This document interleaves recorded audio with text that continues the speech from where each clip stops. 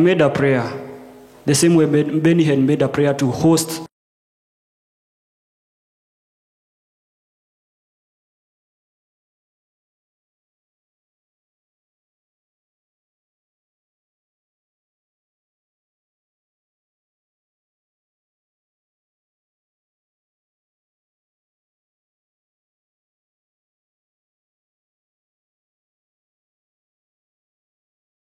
is where perfectness is caricated to the very best. Thank you. Oh my God. Can you listen? Have you heard? So I won't lie. Personally, as I've said, TOT is, and I believe there are many more programs coming our way. And I would highly suggest that, try and look into them from the iSpeak page and you'll get to see them. TOT is one of the programs that has really put us on a point where we get off our comfort zone. That is one thing I told one of the people I was talking to. I was like, I joined this program because I wanted to get off my comfort zone, And trust me, we started somewhere before we came here. We were seated there the way you're seated there. We started it as a dream, as a vision, and now we are living the dream.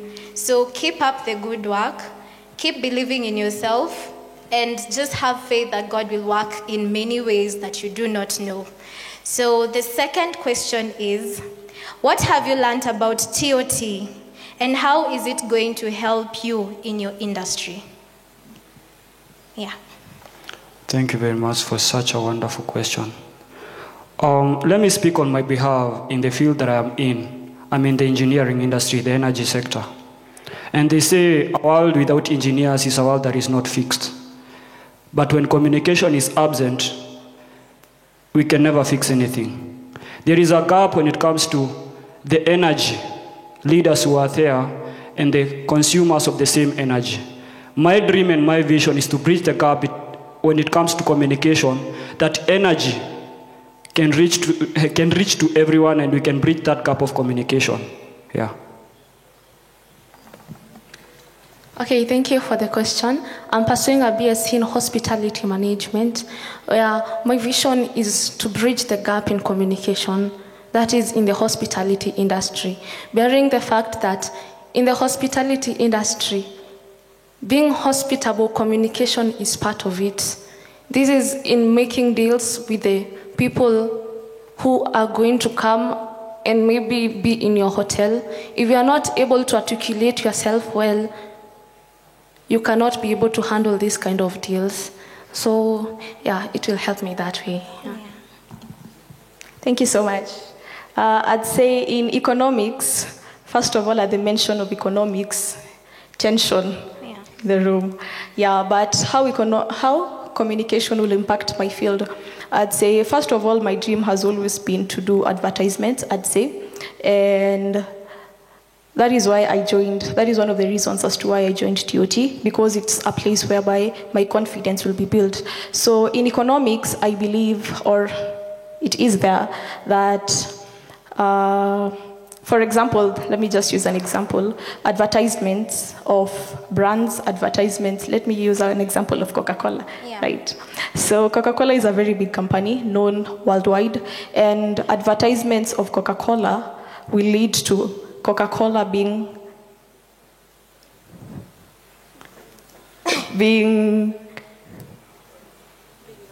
thank you so much, being known. And so this will lead to them paying more tax as compared to other industries or other companies, I'd say. So communication is key in that, because of course in advertisement, you'll have to talk and you'll have to build confidence in order for you to do that. So thank you so much. You're welcome. Thank you for the question, Val. I'm doing Bachelor of Science in Nursing, and as many people say that health is wealth. So I got into doing this course from my previous story, from my story. I suffered a lot when I was a kid in terms of, I had issues with my eyes, and I had to undergo 4 operations. And at some point, I thought when I was joining TOT program, I was asking myself, how can I stand in a global platform and speak my solutions to the world? How can I help other people that are suffering with different health conditions to triumph and become the people that they wish to be in life? So I thought of myself communicating to the world. And when I heard of the objectives and the learning outcomes of TOT, I knew that this is a place that I'm going to gain the capacity to build value and to become a great leader in the world and to stand in platforms like World Health Organization platforms and speak to the world on how we can attain universal health coverage, which is the third sustainable development goal. Thank you so much. I'll share something briefly. Personally, as a geospatial developer, I grew up personally. Okay, we know that before most of us in high school, we never knew what we were coming to do in campus, right?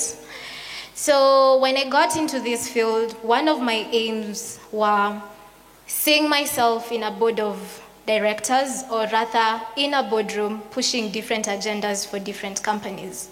And that still is my dream. Yesterday, we had a meeting with our president, Benny Hinn, and he told us to write our visions down on a piece of paper and come with it. And with that, I kept on. It really weighed heavily on my heart because I just don't only want to prosper in the geospatial industry. And if you're wondering what geospatial is, it's more of, we are the people who make maps. We do analysis or data analysis in terms of working with maps and getting to solve so many solutions in our country or globally at large. So one of my dreams is to stand before great people, to stand before great nations and just push agendas of different companies, not just in Kenya, but globally. So, yes. So our final question before we sit down is, why would you, or how would you encourage people, or what would you tell people, or rather, yes, encourage people on why should they join TOT? Yeah. Oh, that's also a great question.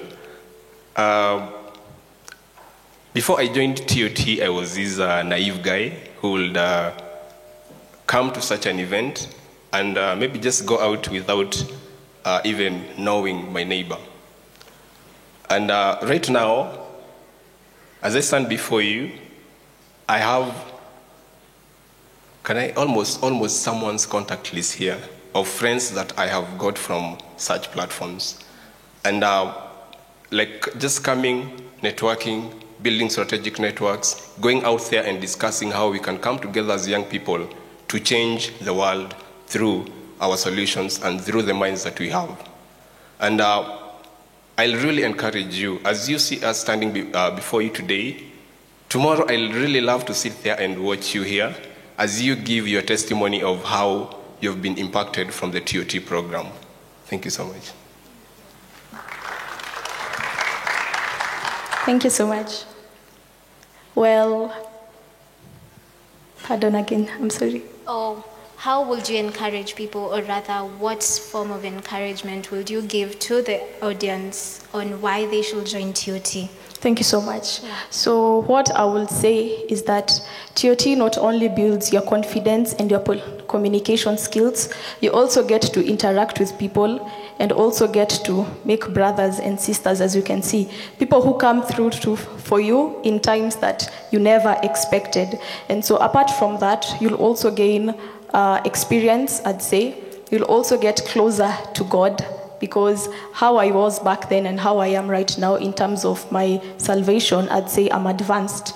And so that is what I will say. Thank you so much. Yeah, thank you for the question. There's a saying that goes that some people dream and continue to sleep. Others dream and wake up to follow the dream. So being in TOT, for me, it has really impacted me a lot. And I believe you who is there in the crowd, maybe it's just a dream you want to one day be a successful leader. It is very possible. So it is time you rise and follow that dream. And TOT has impacted me a lot in terms of networking. That is creating temporary and permanent networks. I never knew these people or having people from other campuses that I can call and inquire some information, but through TOT, it has enabled me to have such kind of a network. Then still on salvation, I've been able to grow in the Word of God, and still in building capacity, it has been keeping me on toes. And I never used to buy books so that I can read. Right now, I can really do it, and I believe you who is there and you are finding a difficulty in reading books, you're getting into the TOT program. It will create that discipline in you. Thank you. As for me, I would say TOT is not a classroom. TOT is not a lecture room. TOT is a place where you come with a dream and you are helped by a person holding your hand to achieve that dream that you want. So if you're there and you're dreaming, actually we always say in TOT, dreams are not the things that you see when you sleep. They are the things that you see and you can't sleep. You are there and you're dreaming to become a great person, to become a great speaker. Join us. TOT is actually, if everyone can read here, it is I Speak Society. A society is a place where we get to interact with each other. We get to build each other. When it comes to packaging, we are taught about packaging. When it comes to finances, we are taught about finances. When it comes to spirituality, we are also taught about that. So I'm urging each and every one of you to join us. And join us as we purpose to become kingdom disruptors. Thank you. Thank you so much. A round of applause again for my team. So I'll just end with this and say, it's been an honor standing here before you guys. You do not know how much I am so happy to be before you. I am very excited, and I'll want to leave this with you, that success is when opportunity meets preparation, all right? Yes, so my name is Valentine Irongo, a final year student of Geospatial Engineering at Jomo Kenyatta University of Agriculture and Technology. And one of my passions is on empowering young people into achieving their dreams. So kindly, hold on into that ambition, hold on onto that dream. You can be better, you can do better, and you can become someone powerful. All this is just in your mind. Take the stage and use it wisely. So as the event continues, I'll just want to say thank you for everyone, and bye. Thank you. Wow. Hey, Daffy. Yeah. Hey, wow, that was amazing. Let's appreciate them one more time. Hey, wow. What a powerful, powerful session. Please celebrate them again. Let's celebrate them again. Also, Wow. we have a new guest that is here with us. Help me celebrate Pastor Dawn. Yes, in a big way, Tafadhali. Let's In a appreciate big him. way. Nice. Thank you so much for joining us, sir. Thank you so much, sir, for finding time. Now, Okay, Uh-huh. so we get to move to our next session. Please, I hope you're ready to pay attention. Your books are ready, pens are ready, phone is on, not on. it's speaker. silent. It's silent. Yes. All right, so we have the pleasure Yes. of being addressed today by Mr. Lennox Omondi. Wow. All right, please just allow me to read your bio for quite a bit. This is Mr. Lennox Omondi, an entrepreneur, innovator. Nasikia tu choche bana. Nikisema entrepreneur sema hey. Entrepreneur. Sama, an entrepreneur. Hey, you'll be there, bana. So you also celebrate. Yeah. An entrepreneur, innovator, and social champion. Yeah. Dedicated to creating a sustainable future for all. Yes. He is the founder and CEO of EcoBana Limited. Yes. And he is leading charge in ending period poverty across Africa by manufacturing biodegradable sanitary towels Wow. using banana fiber. Yeah. Hey. And just to add on, yes, this the organization won.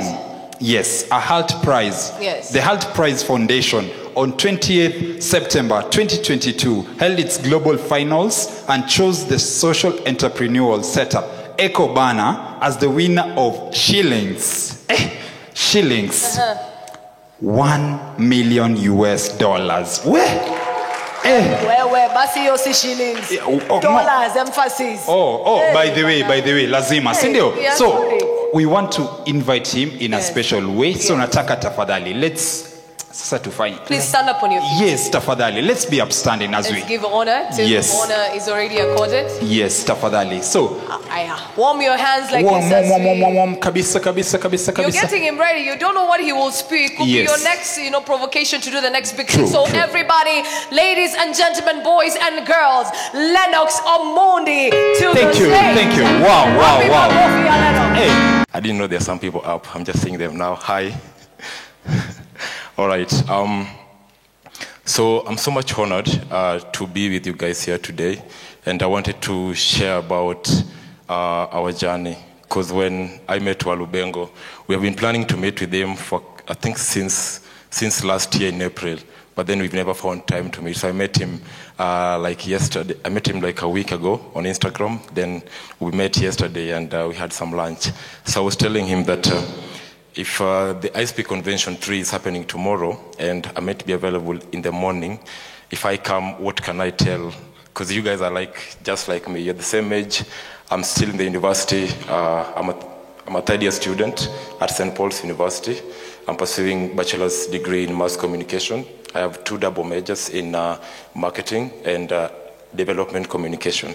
So I was wondering, what will I even tell you guys? And apart from me sharing my story, you might pick a few things that really worked for me and my team, and also you might get inspired to take action and create a sustainable solution that is able to not only to solve a problem in our society today, but a solution that is able to be recognized globally, and you can actually change more lives, create employment opportunities, and impact your fellow students and your fellow community members.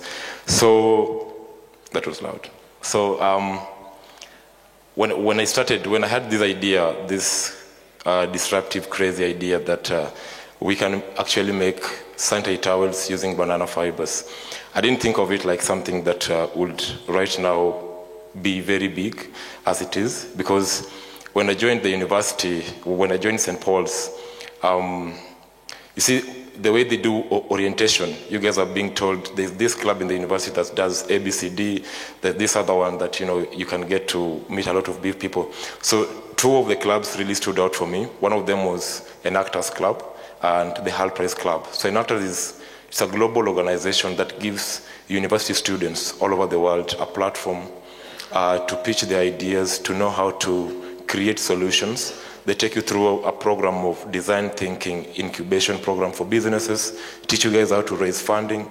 And so it was so interesting to me because back in high school, I participated also in Science Congress. So I was like, this is like a pro-Science Congress. Ini Science Congress imeomoka yenye iko kwa hii organization. Then I joined that club.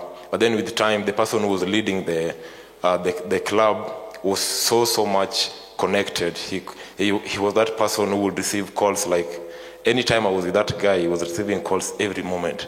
Then it's like, you see, napigiwa hapa nataka kuwapea opportunities. You see somebody telling you that every 2 minutes, una feel like there's nothing even you're doing with your life. So I was like, hata mimi nataka nipigiwe simu hivi. After every 2 minutes, then I received these calls. It was so fancy back then. But then I tell you, receiving calls every 2 minutes, it's not very fancy. It's just fancy when somebody else is receiving those calls. But when it's your time, utachoka. You'll have a lot of missed calls. So when we first joined the competition, because Enactors is like in 36 countries around the world. Kenya is also one of them. Then we were being forced to now come up with ideas. But being a communication student, I didn't have any idea. I didn't know anything to do with business or how I can change that idea to actually monetize the idea to become something that can be a startup or a company later on.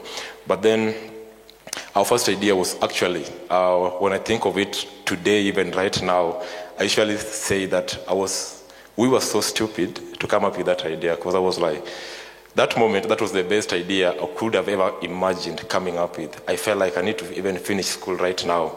So the idea was just to make Hunger Heroes. So Hunger Heroes was just about, we collect skuma wikis from the stalls of these mama mbogas, then we give them to university students at the comfort of their dorm. So to me, I was like, we've done it. That is the next Amazon in Kenya. But then we went to Enactus, we failed a couple of times. We failed, I think, 3 times.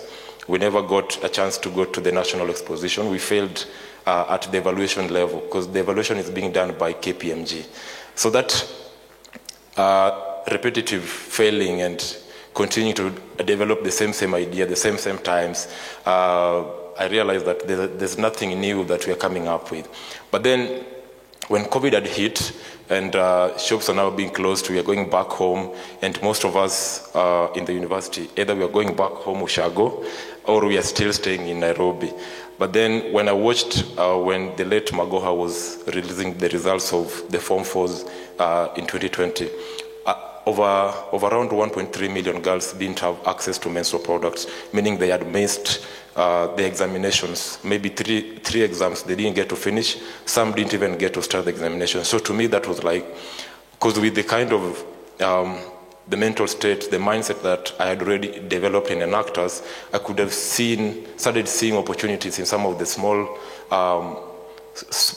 problems that we had. So to me, that felt like in the 21st century, how come we still don't have girls and women having access to menstrual products? And for those who have, or for those who have something to call pad, some of them use rags, chicken feathers. In Zambia, we went to Zambia, some people are using cow dung. It's being dried. It's so heartbreaking when you see some of these stories. So to me, that was a real breaking through, because I'll say that is the moment when I realized, if I can get a solution to this problem, then I could really understand and also, pitch my idea to a group of investors around the world. So that was 2020. Now in 2021, when we went back to the university, I had a couple of friends at the communication studies. So I told them that, I told my best friend, he's actually now my CFO in the company, he's the financial guy. So I told him, I'm thinking that in July this year, as we'll be competing at Enactus, I have an idea that we're going to take. We are not going to take that agricultural idea anymore. So he said, what's the idea? Then I tell him, I saw that a lot of girls don't have access to menstrual products. Then he said, can we have a solution to that? Then he said, like which solution? Because what was on our mind at the moment was only to form an organization that is able to collect sanitary towels and distribute them for free. But then with the more research that we did, we realized that more girls or people don't like to be subjected like charities. As much as it's good, I'm not saying it's bad to do a charity. I'm just saying the people receiving that gift or something, they need more than just us going to them and giving them something to have. Because some of them feel like we are sympathizing with them. They feel like we are having a little bit of sorrow, or we are seeing they're so much deprived of whatever we are giving them. But then I realized if you continue to do that, how many organizations are already doing that? More than 100 in Kenya. A lot of NGOs, a lot of CBOs have the same model. So we said, if you can't do charity, then what is? Then it's business. Then it took some time before we came up with ideas. So when I was watching that a lot of bananas are being left just to rot on the ground in Kisii, I didn't know that we can use it to make sanitary towels. But then with continued research, I think it took us around 4 months to go through the design thinking process and to learn how we can turn our banana pseudostems into sanitary towels. It's a couple of a long process, but it's really worth it if you go through that process. So then, before I formed the entire 4 team, I have 4 executives, we have 2 board members and now others. But then before I formed this 4, when I could tell each and everybody that, hey, let's do this, let's make these sanitary towels using banana fibers. The space only for a guy to talk about periods and menstrual products in a crowd somewhere is so much daunting. People are like, what are you even talking about? We could talk about football, but then to me, I felt like if I can do something that can change the lives of 1.3 million girls that I watched missing school because they don't have access to menstrual products, that could really bring a change in my society. So we agreed that if you're going to do this, let's not just do it for the sake of competing at Enactus, because if there's some level of joy when you're competing in Enactus, they'll tell you that once you reach the national expositions, your chances of getting your passport and your visa and going out of the country to compete at the Enactus World Cup is like 97.1%. So we did compete in Enactus the same year in July with the idea of turning waste into solution. But then the idea of Ecobana was rejected. That time it was called the Rising Hope Project. So we were like, let's not call it, what name could we give a new product that we don't even know how to make the sanitary towels themselves? I didn't even know how sanitary towels could look like that moment. So we called it the Rising Hope Project. So the whole idea of the project was to give rise to new communities, to new girls, to new women in communities that don't have access to menstrual products. So when we failed at Enactus, we were really sad because we felt like now we have this groundbreaking and disruptive innovation that we've brought forth in front of the judges, and we've not even got almost close to position 4. We were almost position 7 out of 10. So we felt like this is, or either we are doing something wrong or these people don't understand the depth of our solution. But then we realized that it requires more than just you having a solution. It needs you to present that solution in a certain way. It needs you to show that not only do you have a right type of a solution, but you're able to show this solution is working somewhere, or I've tried it somewhere, I've tested it somewhere. This is the steps that I've taken. But for us, we just had a solution, and we felt like now, Tumeomoka, this is it, let's go and travel. But then that wasn't it. We failed, we were sad, we went back, nobody was talking in that Ecobana group. So after a few weeks, we received an email. Actually, it's my CEO who received the email. She's called Kylie. So Kylie received an email that was saying, are you a university student who is able to build a new solution, but turn that solution into a business? So are you able to build a business that is able to employ 2,000 people by 2024? And if you're that student in the university, you'll get a chance to win $1 million funding opportunity for your business. But then for us, that was like, we didn't see the money in that call to application. What we saw was the place where that money was going to be given and who was going to give the money. So the money was supposed to be given by the 42nd president of the US, Bill Clinton. And then the money was supposed to be given in New York. So that was like, yeah, tunaenda majuu, this is it. You see an opportunity and you already have an idea. Anything that comes to you, you're like, okay, let's grab it, let's take this head on. So we started now doing the work. Because we had an idea, but now we didn't do the work. Nobody knew how that pad would look like or how we would price it and anything else. But then when we made the first sanitary towel, it was so, right now I will say it was so bad. The wings were a little bit the way they wanted to be. It was so long that we couldn't, there's a way that pad was. But then I think that is one of the photos that a lot of people who come to interview us at Ecobana like using. But then we feel very bad. Why are they using this one? Yet we've made progress and we have something very beautiful to present to people. So we joined the competition. As we were still now enrolling and trying to make sure that we identify now the correct banana pseudostems, absorption rate and stuff, itching effect, hygiene is very key, trying to get KEBS and all that stuff. We realized that a lot of people started calling us now because in my team of executives, we are four people, 3 gents and 1 lady. Then now people are calling us, hey, our pad boys, mnasumbua sana. Because when we go to lectures, when we had the first pad, it will come, if you are a girl sitting alone, kwa university, we come to you, 4 of us, then we tell you, tukuna pad hapa, can you try it for us? So we were like, we wanted that, we were doing the first alpha testing, we wanted somebody to try it out for us, give us a lot of feedbacks, we wanted very many feedbacks. So it was so much, I think, heavy at that time. If you're in university and you're telling people all around, so everybody, when they see you coming, the following day, they're running away. They're like, "Anataka kutupea that shapeless sanitary towel." So it was so bad. But then I think the feedbacks really gave us a good opportunity to know what to improve on and also what not to improve on. But then when now we enter the competition, we managed to actually win the first level steps of the competition very well.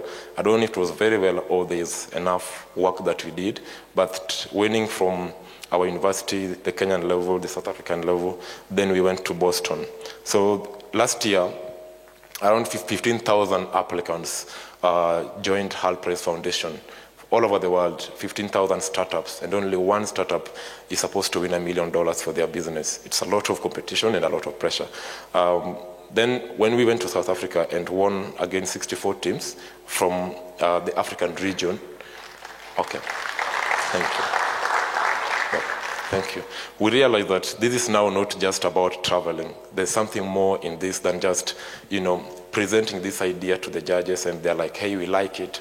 You know what, you're going to the next level. Thumbs up, get your visas. We realized we have to do something more than just having a good solution and presenting it to people.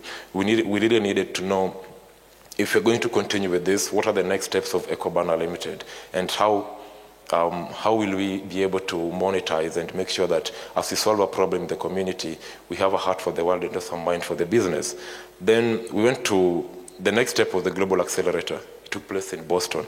We were 28 teams from now all over the world, only 28 startups from the 15,000 applicants, only 28 startups were remaining in Boston. Then only from these 28, they only needed like the top 6 teams to go to the finals later that year in September.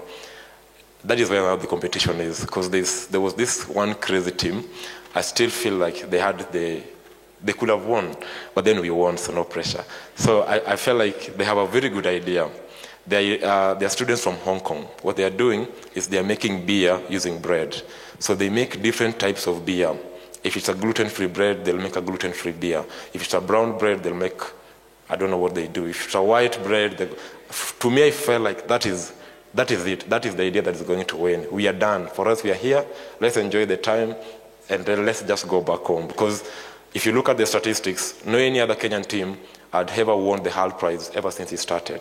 But then we went to the finals later that year. I'm seeing they're coming. When we went to the finals, we were position 2. Actually, that team was the first team at the semi-finals. They were the first people to win. We were position 2 among the top 6 teams. Went to New York later that year in September. We pitched that idea in 4 minutes, summarizing the whole of your ideation process, your whole life from 2020 till that time in only 4 minutes, to why as your company is able to win $1 million and build a disruptive solution to the world. Then we did the 4-minute pitch and we won that prize later last year. Yeah. Thank you. So once after that, somebody might be asking, now, where is the money? What happened? Where are other people? So what we do, because the money is focused on building the business, right now we have 2 manufacturing facilities in Kisii County and a fulfillment center in Thika, in Ruiru, which is supplying sanitary towels. We also have a partnership with the Ministry of Education that is helping us to supply sanitary towels in 37 schools here in Kenya through the president later last year. Yeah. So I will say that if you have an idea, believe in that idea.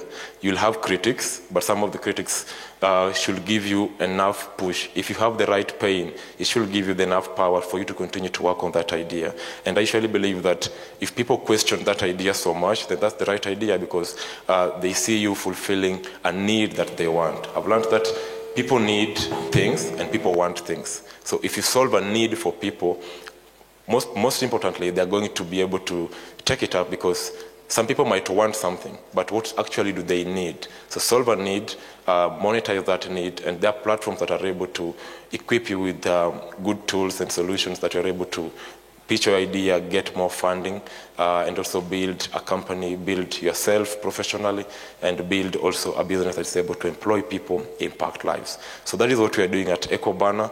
I'll bring greetings from my co-founders. Some of them are in Kisii, some are in Nairobi with me here. But we're so happy, I'm so happy to be with you guys here today, just to share that story.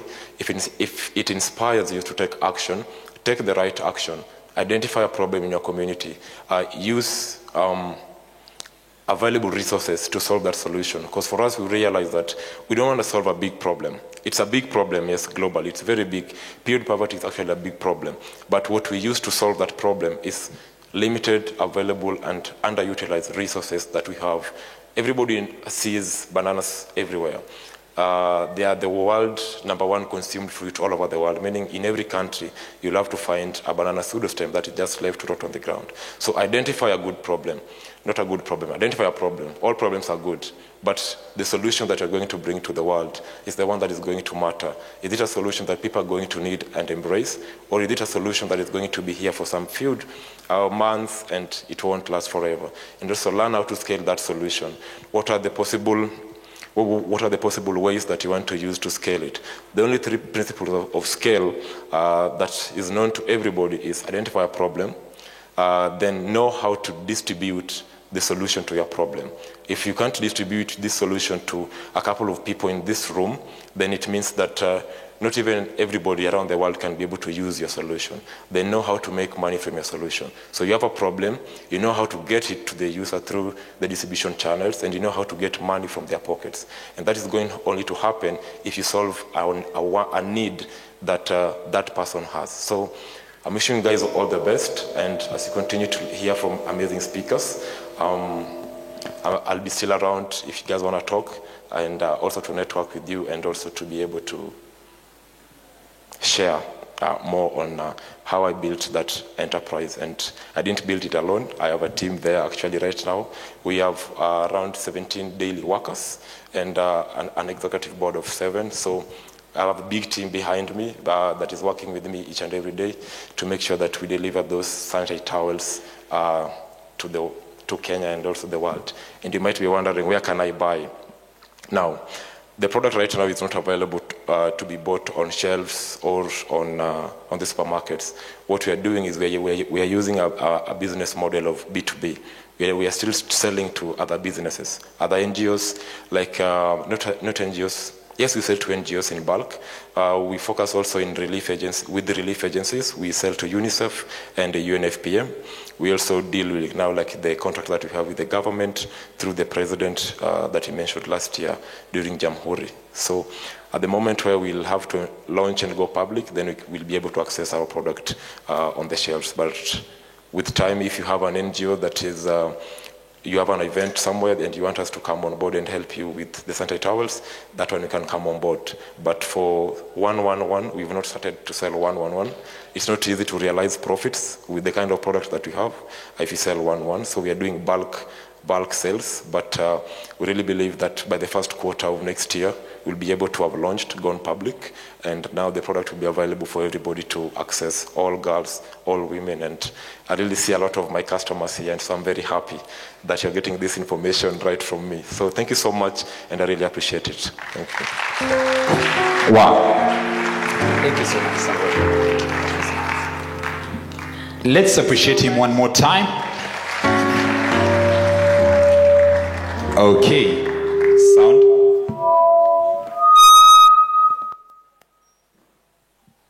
Okay. Sorry about that. Okay, let's appreciate him one more time. Wow. Hey, Daffy. Yeah. Are you gaining something? A lot. I hope you guys are learning something, right? I hope you're learning something. Yeah. Okay? So we are far much behind time, so we are going to at least try and catch up with the program, right? Sure. Yes, so right about now. Okay. Yes, as the sound team does its thing, thank you so much. We want to appreciate those guys who are joining us via online. We really appreciate you guys from YouTube and also Facebook. Let's appreciate them as they join us virtually. And we also appreciate the guys on top. The guys on top, let's appreciate them, tafadhali. Nice. So we want to bring on board, yes, an amazing speaker. Absolutely. An amazing speaker. Absolutely. A preacher. Yes. So allow me to just read your bio. Dr. Samuel Omondi Ojenno, aka Pastor Doc, is an experienced public pharmacist, health products and technologies expert, and a civil servant with more than 13 years experience in public serving. He also has a vast experience in retail pharmacy, organizational development, strategy planning, and strategic marketing in planning. He holds a bachelor's degree in pharmacy from the University of Nairobi and currently pursuing a master's degree in tropical and infectious diseases at the University of Nairobi. Wow, I will also proceed with that. Please, a hand clap to Pastor Doc. Yes, let's Dr. appreciate him. Samuel Omondi. It's an honor. Right, so he is passionate about business ideation and origination, organizational development, strategic planning, relationships, and family. He is the founder of Citadel Strategies Limited, a strategic management brand, and a co-founder of Clark's Food Limited, an organics food solution for Africa. He is also a pastor at Rock Rivers Church, a ministry under Reverend Julian Kuehler, Rock Assemblies. Pastor Doc is an effective preacher of the gospel of Jesus Christ, an enigmatic leader, I like that, an enigmatic leader, mentor, and commentator of current affairs. Yes. Also, on a light note, he loves African sausages. African sausages. Motura, my friend, yes. And Sabine genre of music. Please, with a standing ovation, help me welcome to the stage Dr. Samuel Yes, Omondi. yes, karibu sana, karibu sana. Let's appreciate him until he gets on stage, tafadhali. Let's keep on, let's keep on, let's keep on. Let's keep on, tafadhali. Let's keep on. Thank you so much, sir. Asante sana. Thank you. Maybe I just need somebody to help me remove this and put it to the right, because I have a presentation. Good morning. Good morning. It's so good to see everybody here. Thank you so much, Lennox Omondi, my namesake. It looks like there is something with Omondis today. I know the sound people will get it right shortly. Just tell me what I need to do. Am I fine? Very good. We'll be fine. Do I stand here? Because of the feedback? Thank you. Thank you for having me here. I want to say thank you to I Speak Society, led by your president, Benny Hino Lubengo. All right, are you okay? Are you able to use another mic? I don't know if I'll be out of order. I'll take 30 minutes and we should be done. So in absentia, I can't see him. Thank you so much, Benny, and all the leadership at I Speak Society. It is such a privilege to be here this particular morning. I keep telling many of my friends that I am normally very nervous if I'm speaking in public and I am not preaching, because it is only preaching that I don't have nervousness. But also I've been able to, as I was speaking to the team earlier today, I've been able to build my confidence to speak on non-preaching engagements, and this is one of them. And we are going to have a great time. I have a presentation which I will make to you. My bio has been read to you. The only thing they have not said is that I am married to one female wife. I have verified that she's female. You know, these days you can say you are married and then you bring somebody that looks like Lennox Omondi, you know, and it becomes a problem. A pastor told me of a story. He went to Europe and somebody said, why don't you pray for my marriage? Then they said, bring your spouse. And then the dude brought another dude, man. It was interesting. All right. Thank you very much. That's President Benny Hinn coming in. Let's receive him. Thank you. Thank you, President. You've done a good job. Let's jump to the next slide. Normally, I don't speak like this. So that's my bio. I have founded Citadel Strategies Limited. It's a strategic management consultancy. And we do several things there. We do strategic planning. We do strategic marketing planning.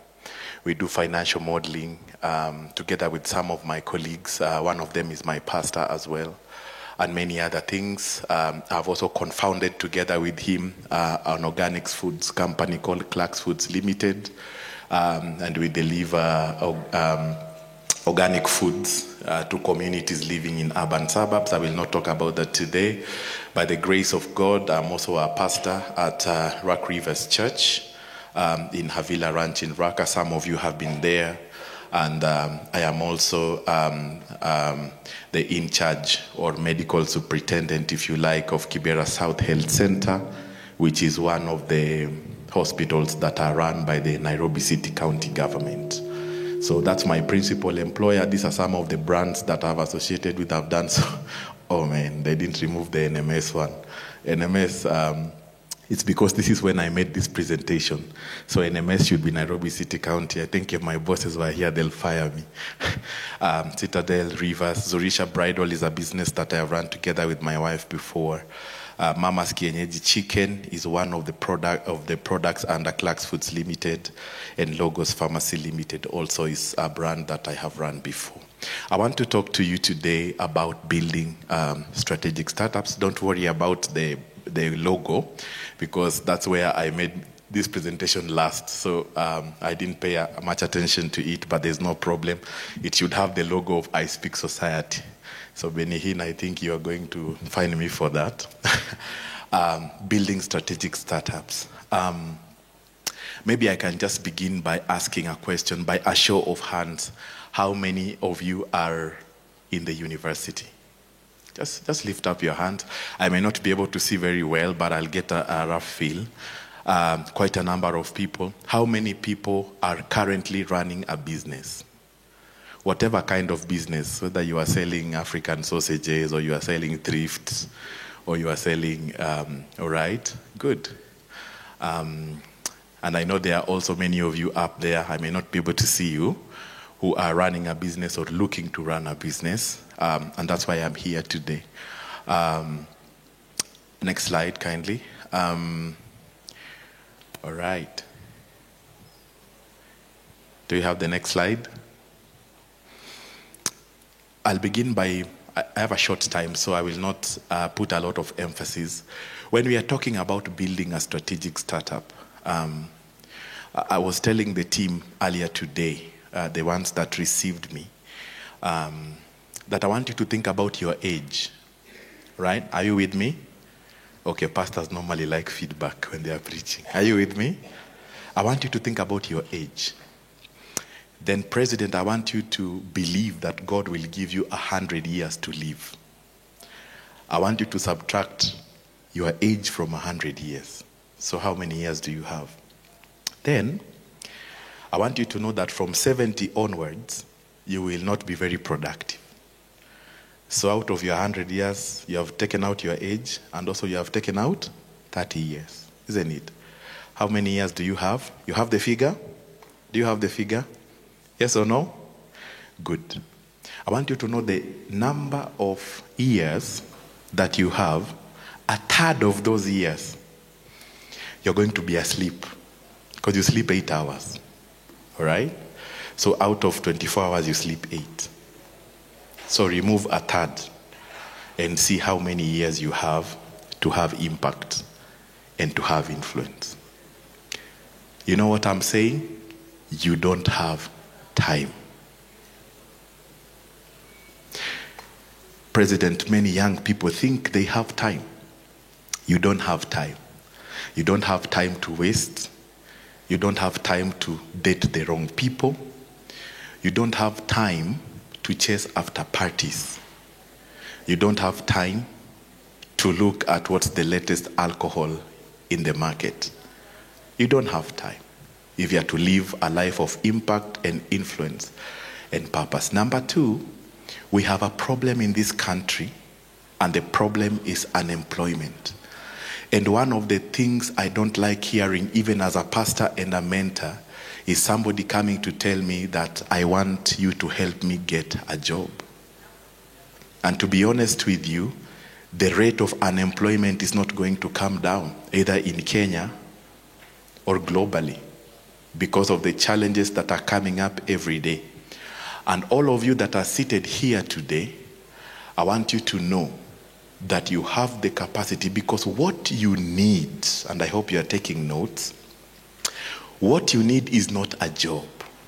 What you need is income.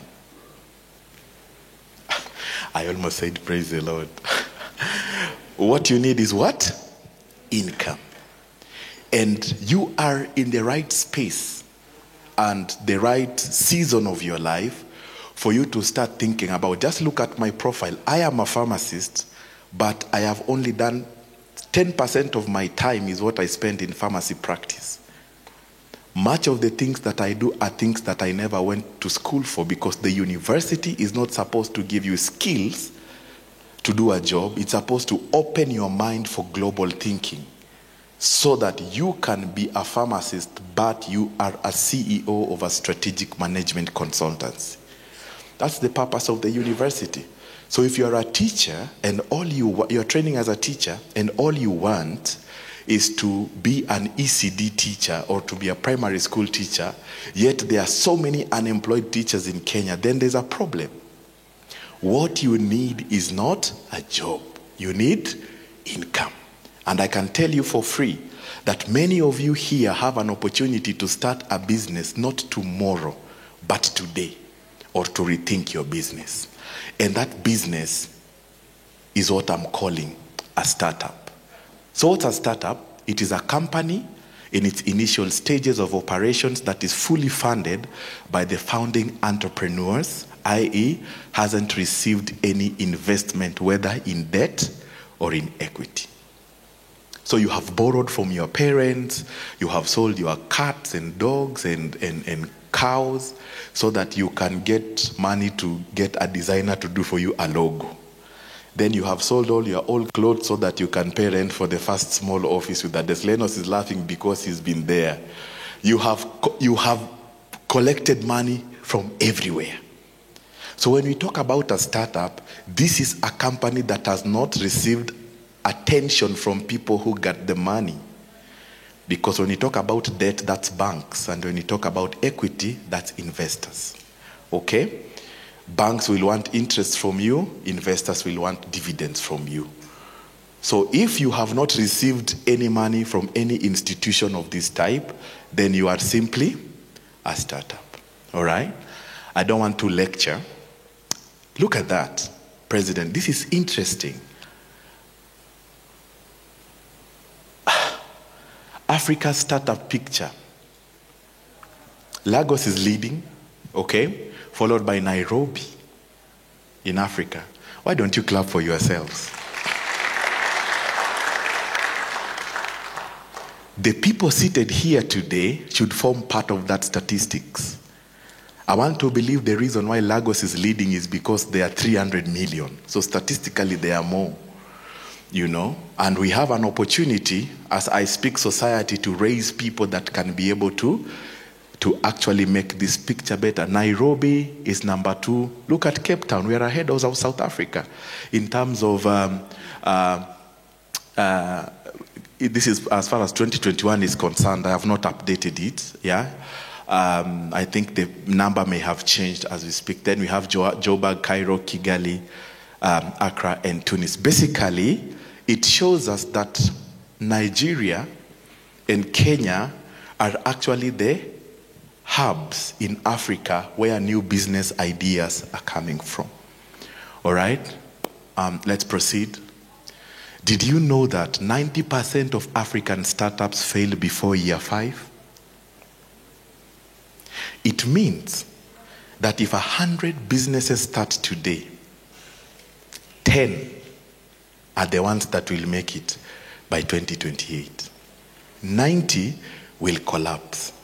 And people have so many reasons why their business collapsed. They blame the economy, they blame taxation, they blame wrong co-founders, they blame lack of capital. That is always number 1. And I keep saying capital. You went to Boston to collect $1 million just by thinking about how bananas can solve a huge problem in Africa, and I am coming to that. Let me tell you, my dear friends, the problem is not capital. Do you know what's the problem? It's you.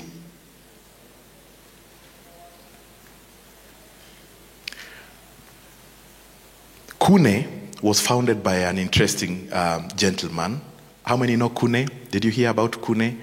Kune was a kitchen, and it was in industrial area, and it was founded by a French entrepreneur. He's actually a techpreneur.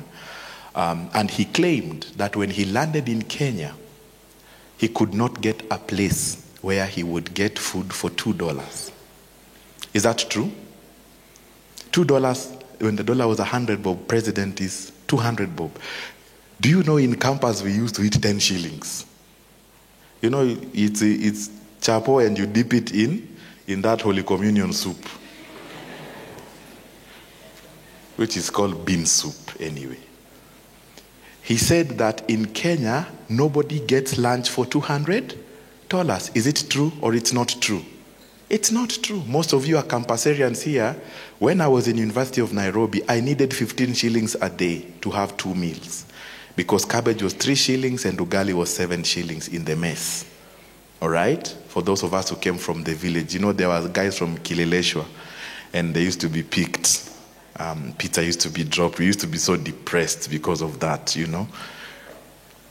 Kune collapsed within 1 year of operations in Kenya. I want you to go and read about Kune. Did you guys use Safe Border? All right. How come Bolt and Uber introduced Boda Boda in their app, yet the only company that was doing Boda Boda exited the Kenyan market, and I think they just have presence in Uganda the last time I checked? Let me tell you guys, the likelihood of your business failing is 90%. That's the point, regardless of who you are. Let's look at the next slide. Look at that. The African non-starters. These are the guys who just jump and then they fall and they never come up again. Ethiopia, 75% of startups in Ethiopia collapse. Okay? Rwanda, Ghana, at least Kenya, we are not here. It means we are more resilient. And you can check that out. Let's look at the next slide. Common reasons why your startup will fail. The most common is 34%, which is what? Lack of... you guys are not talking to me. And I've given a presentation so that you engage me. Lack of product market fit. In other words, and I'll come to the definition of what a business is shortly, that if you have a startup, you have to ensure that the product you're making has somebody that needs it.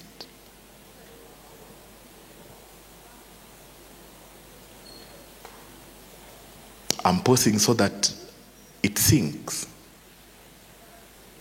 You can make a very good product that does not have a person that needs it.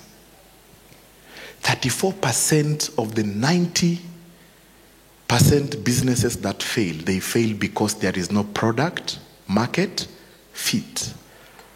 Either the product is there and the market is wrong, or the market is not there. Do you know what people do, Lennox? Most of African startups sell pork in a mosque. That's what that 34% means. Is there anything wrong with pork sausages? No. But you have, thank you, Benny. But you have taken your product, just switch it off. Long press, yeah? You have taken a good product to the wrong people. That is reason number one, your business is going to be part of the 90%. We have other reasons, marketing problems. So you are spamming people and you think you're marketing. You're telling your uncles to buy from you because you have no rent. Please promote me. I want to believe, President, that we are not going to raise business people here that will be begging people to buy their product. Your product should be able to talk to the person you are targeting And that person should be able to pick money from their pocket and pay for it. So that you don't manipulate people, blackmail people with your emotions that you have no school fees. So just buy 2 of my shoes so that you promote a young man. You are not going to grow that way. Next slide. The others you have seen. All right. So what's a business? A business is a revenue generating solution to an existing problem. Do you agree, Lennox? Yeah. Let me tell you guys. If I buy, come, I'll use Joseph because I know him. Just come. Don't worry. You know you are being ungeniambia nikupatie tai. Wapi tai? It's fine. No, don't worry. Don't just come. Just come. All right? This gentleman can buy a bottle of water for 100 shillings and sell it for 70 shillings. Has he bought? Yes. Has he sold? Yes. Is he in business? No. Is he in business? No. You're saying no, you're so sure? He's not in business. Business is not buying and selling. A business is a solution to an existing problem. Just sit next to Lennox. I'll be calling you, all right, many times. The reason why Kune failed, go back, please. All right, it's okay. It's all right. Remember Kune? I showed you Kune. The reason Kune failed is because there was no existing. He was solving an imaginary problem. Lennox has told us here that a lot of African young girls could not access menstrual products, which is a lot of indignity and shame. And many would not go to school because on their period days, they are on cow dung or other things which we don't even want to talk about.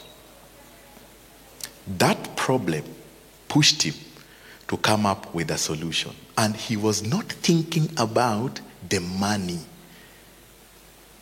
You know, many of you think you will start a business so that you can buy a V8. You will never buy it. Because nobody has money in their pocket to give you to buy what? A house in Lavington. People will give you their money if you are doing 3 things. The solution to the existing problem must meet a need, must remove a pain point, and must deal with an inconvenience. Look around you. Look for a need, a pain point, and an inconvenience. That's where you will get a business. If you say you are passionate about fashion, nobody will buy from you because you are passionate about something. People have needs and problems and inconveniences. Do you know how much garbage a Nairobi household produces in a month? A family of 2, around 25 kgs of household garbage. It means in 10 months, if that garbage is not collected, there is 250 kg of rottenness in that home. Somebody thought of, how can I remove this garbage from your house at a fee so that you don't care where I'll take the garbage, when the garbage will be collected, and so on. And it became a big business because you are removing somebody's inconvenience and you are solving their problem. If today, God forbid, that I am diagnosed with cancer and I'm told this cancer will be treated only in New Delhi, in India, all of you will get my pay bill number, isn't it? Because the person that can solve my problem, because there is a person that can solve my problem, and we will do anything to purchase the solution. So I want you to go home knowing that you are only in business if you are solving a problem for somebody. And how do you solve a problem? You meet a need, you remove a pain point, or you deal with an inconvenience. Think about Mama Atieno in Kayole 2, who is on labor at 1 a.m. And that's 1997. There is no Uber. The only taxi that's there is owned by Njoroge, who is at Kayole Junction 7 kilometers away. And the only way of making it from Kayole 2 to Kenyatta is wake up, tell the soldier, take a motorbike, go to Kayole Junction, tell Njoroge to come and pick me. Njoroge has slept there for 4 hours without a customer with a yellow sign on his taxi. He says 4,000 shillings. You say, I don't have 4,000 shillings. You start bargaining. You say, peleka mama azae kwanza tutaongea baadaye. Then he refuses. Then Uber comes and says, wait a minute, I'll solve both your problems. So when Uber comes, Mama Akinyi doesn't have to send the soldier with a motorbike. And Njoroge doesn't have to sleep at the corner. He can sleep in the house. And he will only get out of the house when a request comes. That's why no matter how you hate it, you will use it. Many of you seated here don't like Safaricom because you have accused it of stealing your data and increasing M-Pesa charges. Who does not have a Safaricom number here?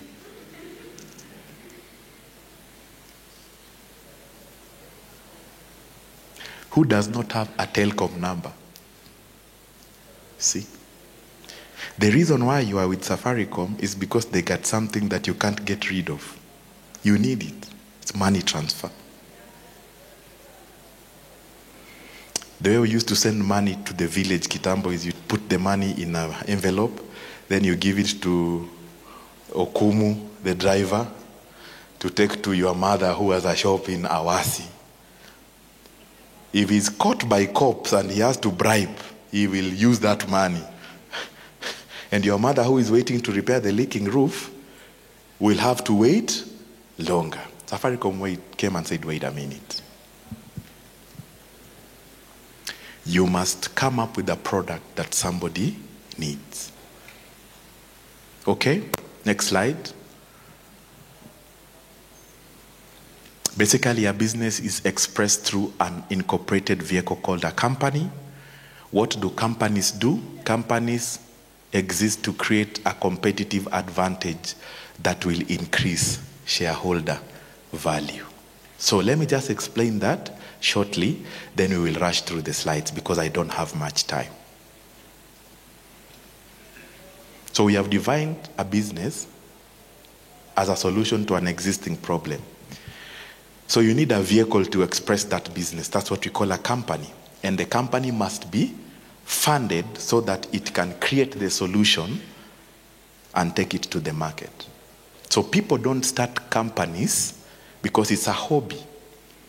It has to increase shareholder value, meaning if Lennox was given 1 million USD, and whether it's a grant or it's a loan or it's equity, the people who gave that money will come and ask, we gave you 1 million, how much do we have now? In other words, the business should be able to increase the size of the capital.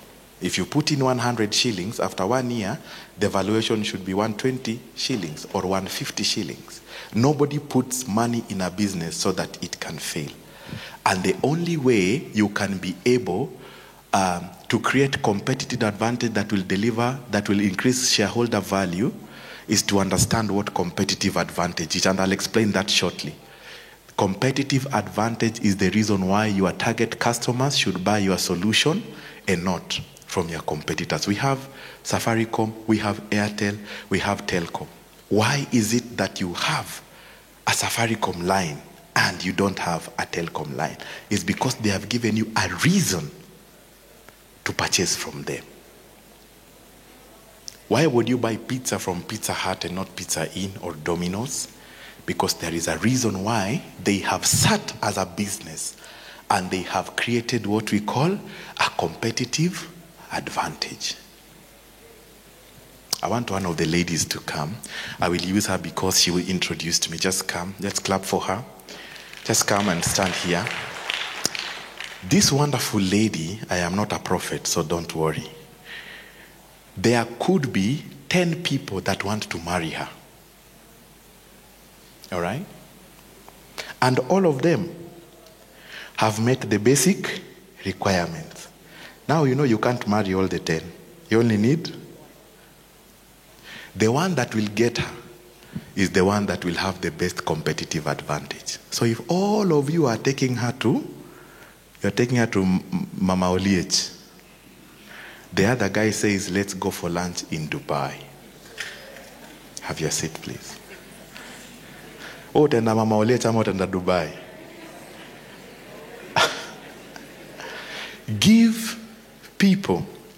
Thank you. All right, I'll be done. Give people a reason to do what? To want your product. Are we there? Great. Let's continue. Please. Okay, I'll talk about this. Ways of building competitive advantage, cost leadership. So, thank you so much. Let's clap for Pastor Pete. Pastor Pete is my collaborator at Rock Assemblies. Thank you so much, sir, for coming. How do you build competitive advantage? Reduce your cost of production. All right? Number 2, differentiate.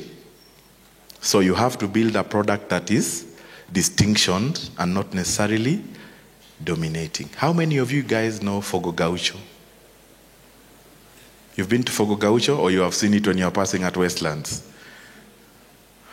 It's a restaurant, but they have done something that's called a niche. It's a steakhouse. There are many other steakhouses. I think we have Spurs and we have others. But all of them are selling meat. But they have differentiated their product in such a way that that is the reason they want you to go and consume their product. You guys are sharp, so I'll not repeat that. Next slide.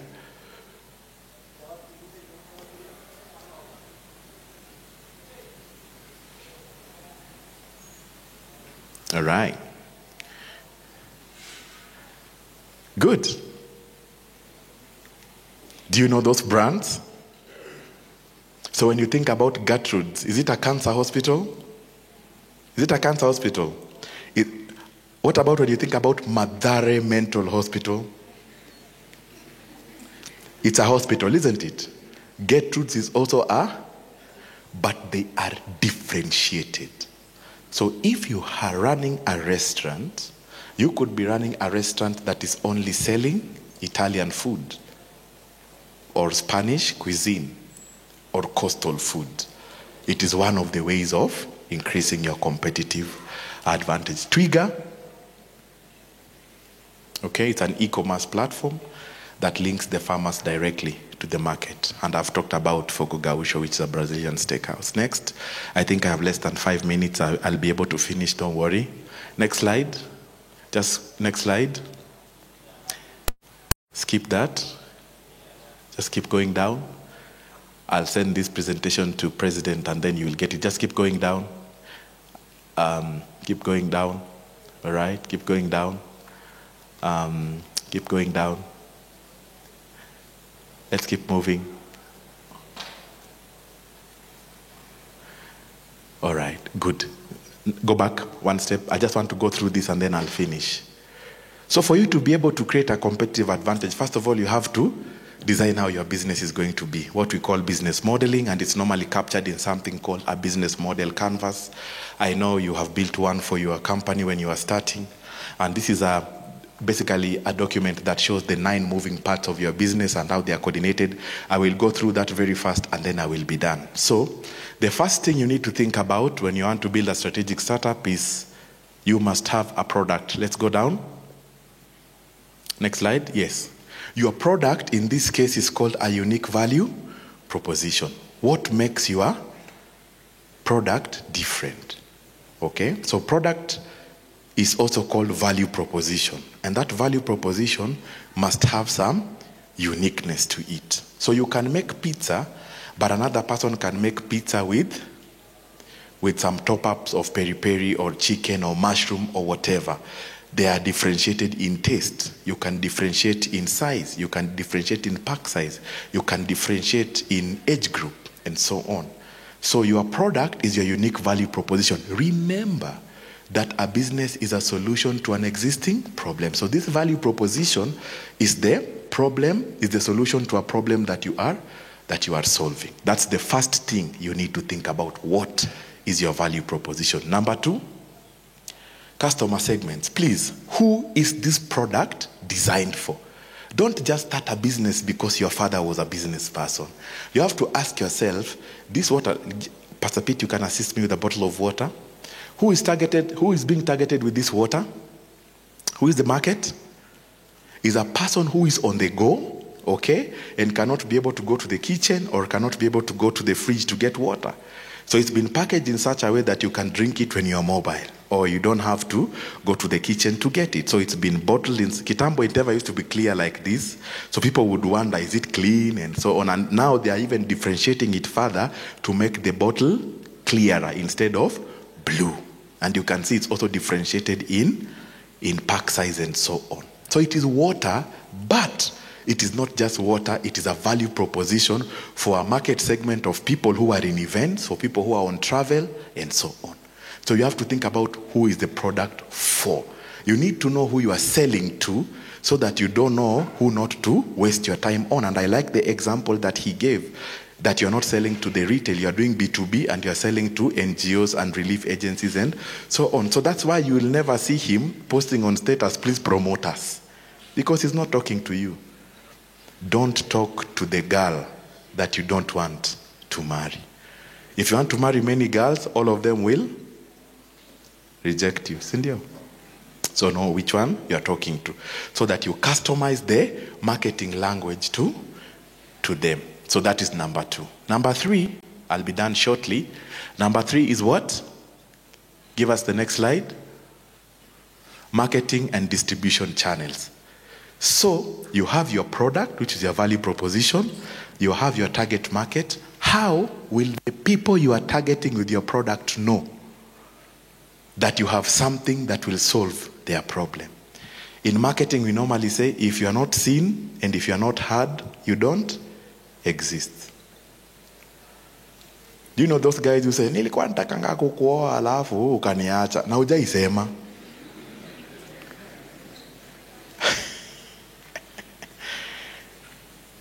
So you have to talk to the person you are targeting. The love letter must reach the girl in a language that she understands and appreciates. Okay? So marketing channels is, how am I going to speak to the people I am targeting? Have you ever seen a Mercedes-Benz billboard? You will never see one. A Rolex billboard? You will never see one. Have you ever seen an advertisement of Rolex on TV? No. Because only poor people watch TV. People who can afford a Rolex are playing golf at Windsor. That's why there's a Rolex shop there and a Mercedes-Benz customer service there. You're never going to see it. Because they are talking to the right person. People are watching TV, they want Indomie, they want Omo, those kind of things. And juicy fruit. Talk to the girl in a language she understands. All right? Number 4, I have 2 minutes. Oh, glory to God. Number 4, customer relationships. So you have a product, you have a market, you have the channels that you will use to communicate to the customer that I have this product for you and this is the price, and I don't want to break that down. Customer relationships, you need to know the kind of product you are selling. Is it, if I have a pharmacy, because I'm a pharmacist, if I have a pharmacist at Total petrol station along Mombasa Road, just after Sultan Hamoud, who am I targeting? I'm targeting the customers who will stop over there for a break. So maybe they have nausea because of travel. Maybe they have diarrhea because they ate wrong samosas in Sultan. Maybe they have a headache because they have not traveled for long. So the kind of product I will put in that pharmacy is not the same kind of product that I will put at a pharmacy at Warwick Center next to the US Embassy. There I will put a lot of vaccines and travel medicine. But both of them they are pharmacies. So when I talk about, all right, are we going to come back? Okay. When I talk about customer relationships, you should be able to ask yourself, the person you are selling to, is it a one-off transaction or it's a repeat transaction? So there are those customers that will buy from you and will never return again. You know, like Airbnb. When somebody requests an Airbnb for the first time, they go to the app. But once they like the property, they begin to talk to the owner of the app. So you need to know, is it transactional or long-term relationships? Then number 4, which is the last one, is it number 4 or 5? Number 5 is going to be the revenue streams. You need to know where money from your business will be coming from. Okay? I'll send the presentation because I need to finish. So there are revenue streams. Safaricom has different products. There's money from M-Pesa, there's money from airtime, there's money from fiber optics, there's money from data, and so on. All those are revenue streams. You should know where money from your business is coming from. Then and then after revenue streams, we have what we call key resources. Okay? What key resources do you need to design your value proposition? Yes, thank you so much. Let's go to the next one. Revenue streams is basically, that's what I've talked about. Give us number 6, all right, which is the key partners. Do we have it? All right. Sorry, not key partners, key resources. So if you're going to start a kitchen, there are resources that you need. You need a cooker, you need utensils, you need a chef, you need a delivery capability, and so on. Number 6 is key resources. Number 7 is key processes. Key processes is what are the daily press repeats that you're going to be doing in your business. Like for Lennox, it's probably collection of the banana leaves. And then there is all the processes of making it into the final product. Number 7, is it number 7? Number 8 is key partners. Which partners do you need to deliver your value proposition to your target customers? And finally, number 9 is your cost structure.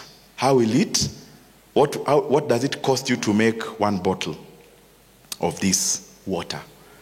So there's what we call CAPEX, which is capital expenditure, and what we call OPEX, which is operational expenditure. CAPEX is the once and for all expenses, and OPEX is the monthly or the weekly expenses that you incur when you are building your startup. So let me run through that again as I finish.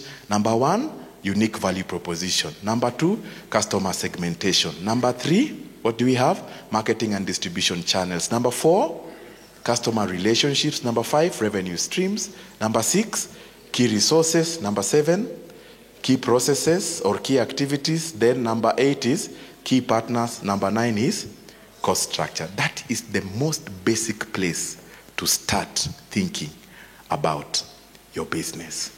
Every person that is seated here today, I have said you don't need a job. You can go and work. If you have a business, you can go and start working on your business model canvas today, and you'll be on your path to making a successful strategic startup. Thank you so much. I will be around. I will send the presentation so that you can get it and get the further details that I skipped. And I'm looking forward to getting many inquiries from you on what we can do to make your business successful. In Jesus' name. Can I pray for 1 minute as you come up? Father, thank you so much for the opportunity to build Africa.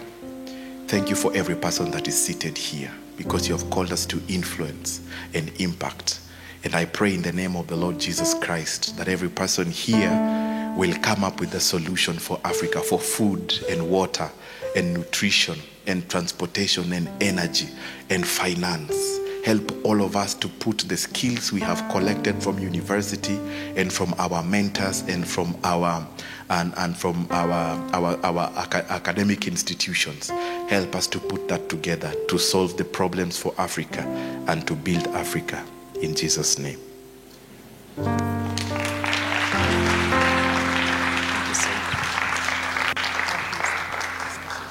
Thank you. Wow. Wow, what a gentleman. Please, everybody, please appreciate. Absolutely. So with a standing ovation, Dr. Samuel Omondi. Awesome. So we need to get right on with the program. Sir, I found that very, very informative. Personally, I've been trying to study a lot on strategic leadership. Yes. So I know that presentation will also actually be for me. You can have your beautiful seats, please. Yes. All right. Okay, now, before we introduce the next speaker, who's not only a speaker, but also our president and founder, I want you guys to do something, okay? Just touch your head, just touch your head, just touch your head, touch your stomach, okay? Now, let's do it a little bit faster. Touch your head, stomach, head, stomach. There's someone who's touching here. Touch your head, stomach, knees. Knees, knees, knees. We confirm. Touch your head, stomach, knees. Perfect. When I say 1, you clap. When I say 2, you high five. 1, 2, high five someone else, okay? When I say 3, you say yeah, okay? Let's try. 1, 2, 3, you say yay, okay? So let's do this. 1, 3, 3, 2, 1, 3. Perfect. Now, ladies and gentlemen, ni vizuri una pay attention, si ndio? So I wanna read sijui unajua ujama ana come on stage, sijui intro gani inamfaa, but wacha tusome hii kwanza because it's just an explanation of what is all about him. Okay, go so right ahead. Ladies and gentlemen, Benny Hinn Walubengo is an orator, a strategist, a speech trainer, an author, a minister of the gospel, and a visionary of 2 organizations. I Speak Society, which is a non-profit organization that empowers young people in the areas of public speaking. In terms of business, he is the chief visionary officer of Double B Consultancy, firm that does digital packaging and speech training for kids and adults. He is a symphony of eloquence, strategy, and an inspiration with an academic journey at the Daystar University, where he is currently pursuing international relations and diplomacy. Beyond academia, Benny Hinn's captivating oratory skills have earned him a place among the titans of public speaking, with a treasure trove of accolades, including over 15 prestigious awards in debating and public speaking. He stands as a testimony to the powers of the word. He's been hailed as the best orator in the nation, a title befitting his unparalleled ability to weave words into mesmerizing stories that captivate hearts and minds alike. He is the founder of I Speak Society, a non-profit organization dedicated to empowering young individuals with the art of public speaking. He is also the chief visionary officer of Double B Consultancy, a digital packaging and speech training firm that caters to both kids and adults, shaping them into powerful communicators. Lastly, he has decided to use his gifts to impact generations and influence certain spheres like the corporate spaces, government, and NGOs. Okay, and Mr. Benny Hinn Walubengo is also an expert in number 1, oratory training, and I'm sure some of you have already gone through his programs. Oratory training, equipping people and brands on effective and impactful oratory skills so as to enforce change in different fields. Number 2, also an expert in strategy. As an expert strategies, aiding brands in their establishment, his impactful guidance fosters growth, impacting corporate, governmental, and NGO sectors. He is also an expert in leadership empowerment, empowering leaders to develop competencies that make them effective. Now, ladies and gentlemen, everybody who has attended I Speak Convention 3, even those who are also seated above, please rise up on your feet and with a standing ovation, celebrate Mr. Benny Hinn Walubengo. Thank you. Thank you, Karibu sir. sana. Karibu sana, sir. Karibu sana. Thank you so much, sir. Let's keep appreciating Please. him until he gets to stage.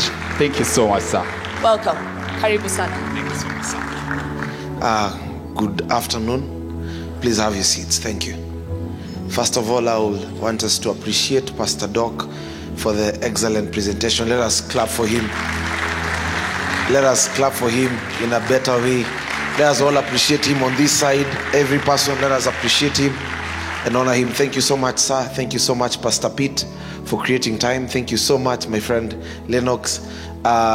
Yesterday when I met Lennox, he was telling me that he's a student. So he's one of the people I can say I relate with in this country, because I never knew he's still in school. So when he told me that he's also in school, he had to defer for 2 semesters. Our story is very similar, but sija handle 120 million, hapo tu ndo kuna difference. So let us appreciate Lennox. Let us appreciate him. Let us appreciate him. Let us appreciate him. One of the things that I believe as a generation we must change is how we appreciate people. Praise God. Because when you see people have achieved what you've not achieved, there are 3 things that you can do: learn from them, appreciate them, and stay closer. And those 3 things, if our generation learns very early, it will save a generation. Because there's something that this guy knows, that at the age of 22 he handled 120 million. He told me that one day the president gave him airtime of 430,000. So there is something he knows, si ndio? Ama ni aje, mbona mnajamu? Si ni kweli? Kuna kitu anajua, si ndio?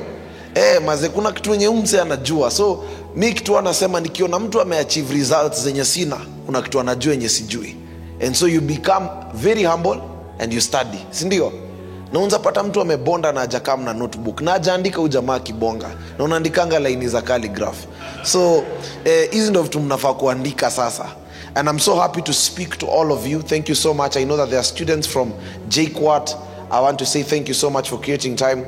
Nairobi Water Institute, thank you so much. Different parts of the country and different people who are here, people from the corporate spaces, government, I want to appreciate all of you. My presentation is going to be as short as a miniskirt to attract your attention and long enough to cover the essentials. And so you can sit upright 90 degrees. Make sure that your neck is a bit straight. If you can record with your phone, it is still okay. There are many methods of learning.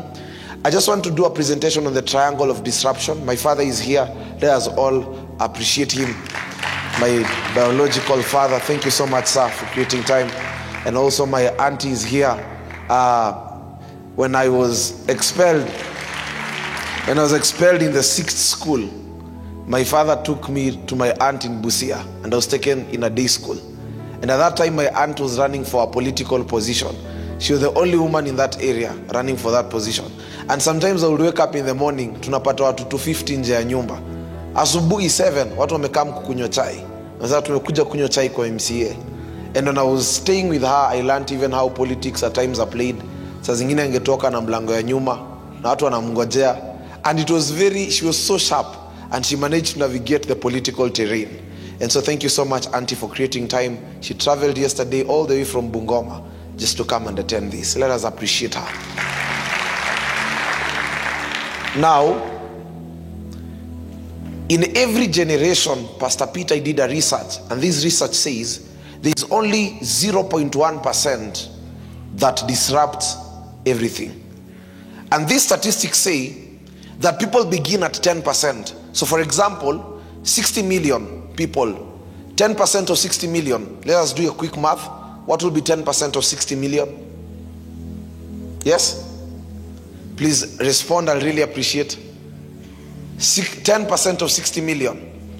Yes? 6 million. So statistics say that when people begin, they're always at 10%. Why? Because you're fresh from campus. Everyone has ambitions. This week, people were graduating in different universities. I saw Daystar yesterday. People were posting graduation gowns. And while people were celebrating, for me, I was asking myself questions. Anytime I attend a graduation party, when people are cutting cakes, eating rice, chapati, chini ya maji tu naangalianga mtu najiuliza, kunaenda kuaje? Because the truth is that after watu wameenda ma photoshoot, 2 years later, 3 years later, unaweza pata una job. In fact, najua hadi kuna mtu anaenda kugraduate next year, amebambika. Question ni, after graduation, na ukicheki statistics na stories za job, what next? Na hiyo ni swali watu hawapendi kufikiria, watu wanabonda.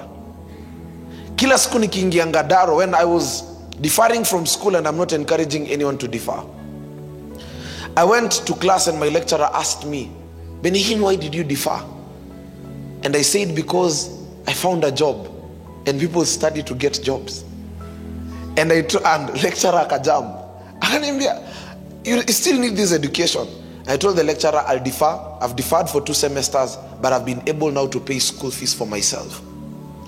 That means there's something called disruption that needs to happen for a generation to save this generation.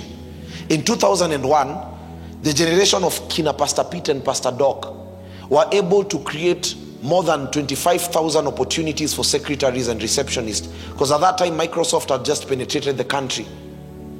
And from 2004 to 2008, in Kenya, they said for the first time 26% in terms of employability, the rates increased. People were not lacking jobs as much, because at that time there were new professions, receptionist, secretary, people had studied computer. Now, 10 years later, our generation, now there is that same problem. Why? Because every generation must create a generational idea. Tell your neighbor, generational idea. There is a difference between an academic idea, a personal idea, and a generational idea. Let me explain. What is a personal idea? A personal idea is for fun. For example, you can ask someone, why do you bake cakes? Come here. Me, I love baking cakes. I love color pink. You know, I just love it. I just feel, wow, I feel like I'm smelling like flowers. I bake cakes. You're a personal idea. You've done it for yourself. Someone asks you, why do you sell flowers? You say, because I love seeing people smile. I love playing with children, carrying them. That's a personal idea. You've done it because of your personal reasons. Either it's a hobby. An academic idea is an idea that you've been able to execute because of the skills you learned in school. A generational idea is an idea that you execute because you've seen the issue that is affecting a generation. Can I give you an example? Mnipe feedback, msibonde. Can I give you an example? Ukiona neighbor amejam, muulize mbona unajam. Muulize tu mbona unajam. Kila mtu achangamke maze. We are young people, si ndio? Now, let me give you an example. I looked at the sales of Trust condom last year. They made a profit of 97 million in one county alone, and that county is Nairobi County. 97 million last year pekee. And I'm not talking about those ingine, I'm talking about profit. Meaning the person who pioneered, and also condom companies are being registered, 10 of them every month, according to the National Bureau of Statistics in Kenya. Meaning our some study generation, wakisema this generation, their biggest problem is sexual addiction. So they have created a product that is generational. Juana hakuna siku wewe maenda kwa chemist, my aunt has a chemist, yani mtu wa medicine. Have you ever gone to a chemist ukasikia amekwambia maze stock ya condom imeisha, poleni sana? Have you ever heard that? Have you ever gone to a club ukasikia pombe imebaki that watu wabai? There are ideas that people have created out of generational weaknesses. Now for us, the ideas we are creating is out of generational strengths. That is why we're in this room. People have studied a generation and they have seen this generation as a weakness of sexual addiction, masturbation. Now it is said that there are more than 47 million porn sites in the world. Meaning kila mtu Kenya anaweza kuwa na yake, na hadi tukuwe na extras za kupea na Eritrea. Because men have studied the weakness of a generation, and therefore they are creating generational ideas based on the weaknesses of a generation. Question: what strength have you seen in this generation? For example, can I tell you one strength I've seen? Is that there are more than 500 young people gathered here in Nairobi studying about public speaking, strategy, and marketing. No media station is talking about this. Inakani kama generation ni ofala, kila mtu amehata, while there is a serious generation, they are focused people. They are talking about the 90%. There is a 10% that no one is talking about. I want to show this 10% how we can fix this matter. So there's something called the triangle of disruption. And I've told you that in every generation, only 0.1% is able to affect that triangle. Thank you, sir.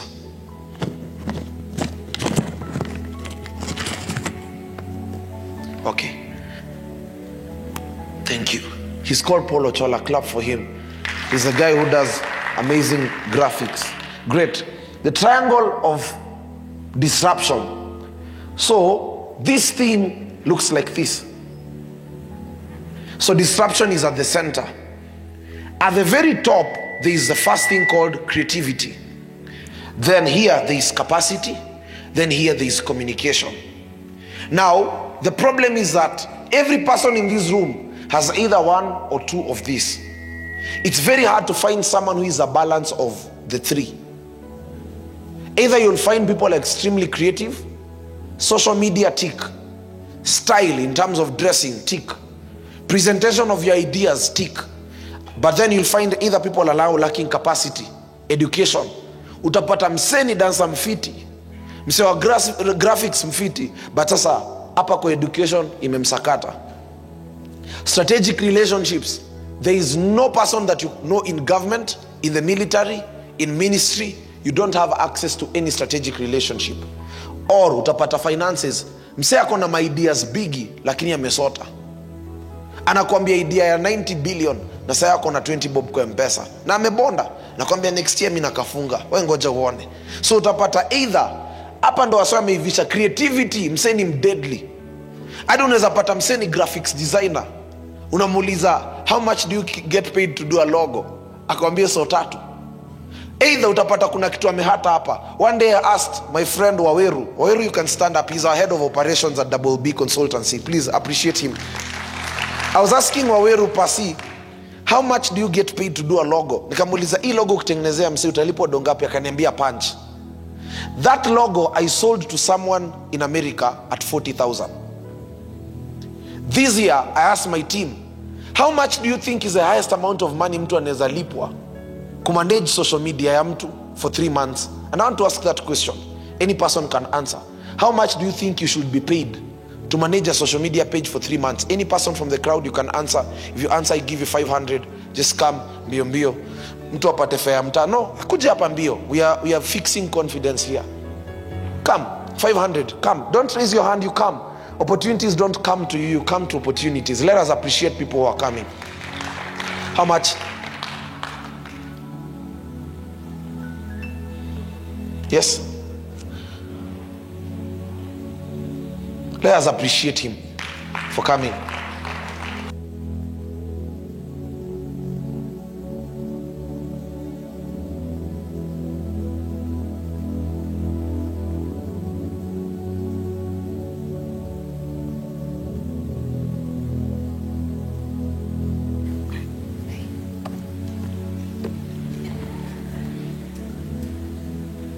Hello.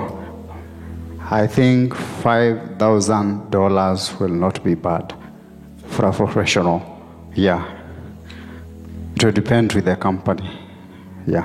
What's the criteria? What will make this person give you $5,000? Of course, you have to be creative.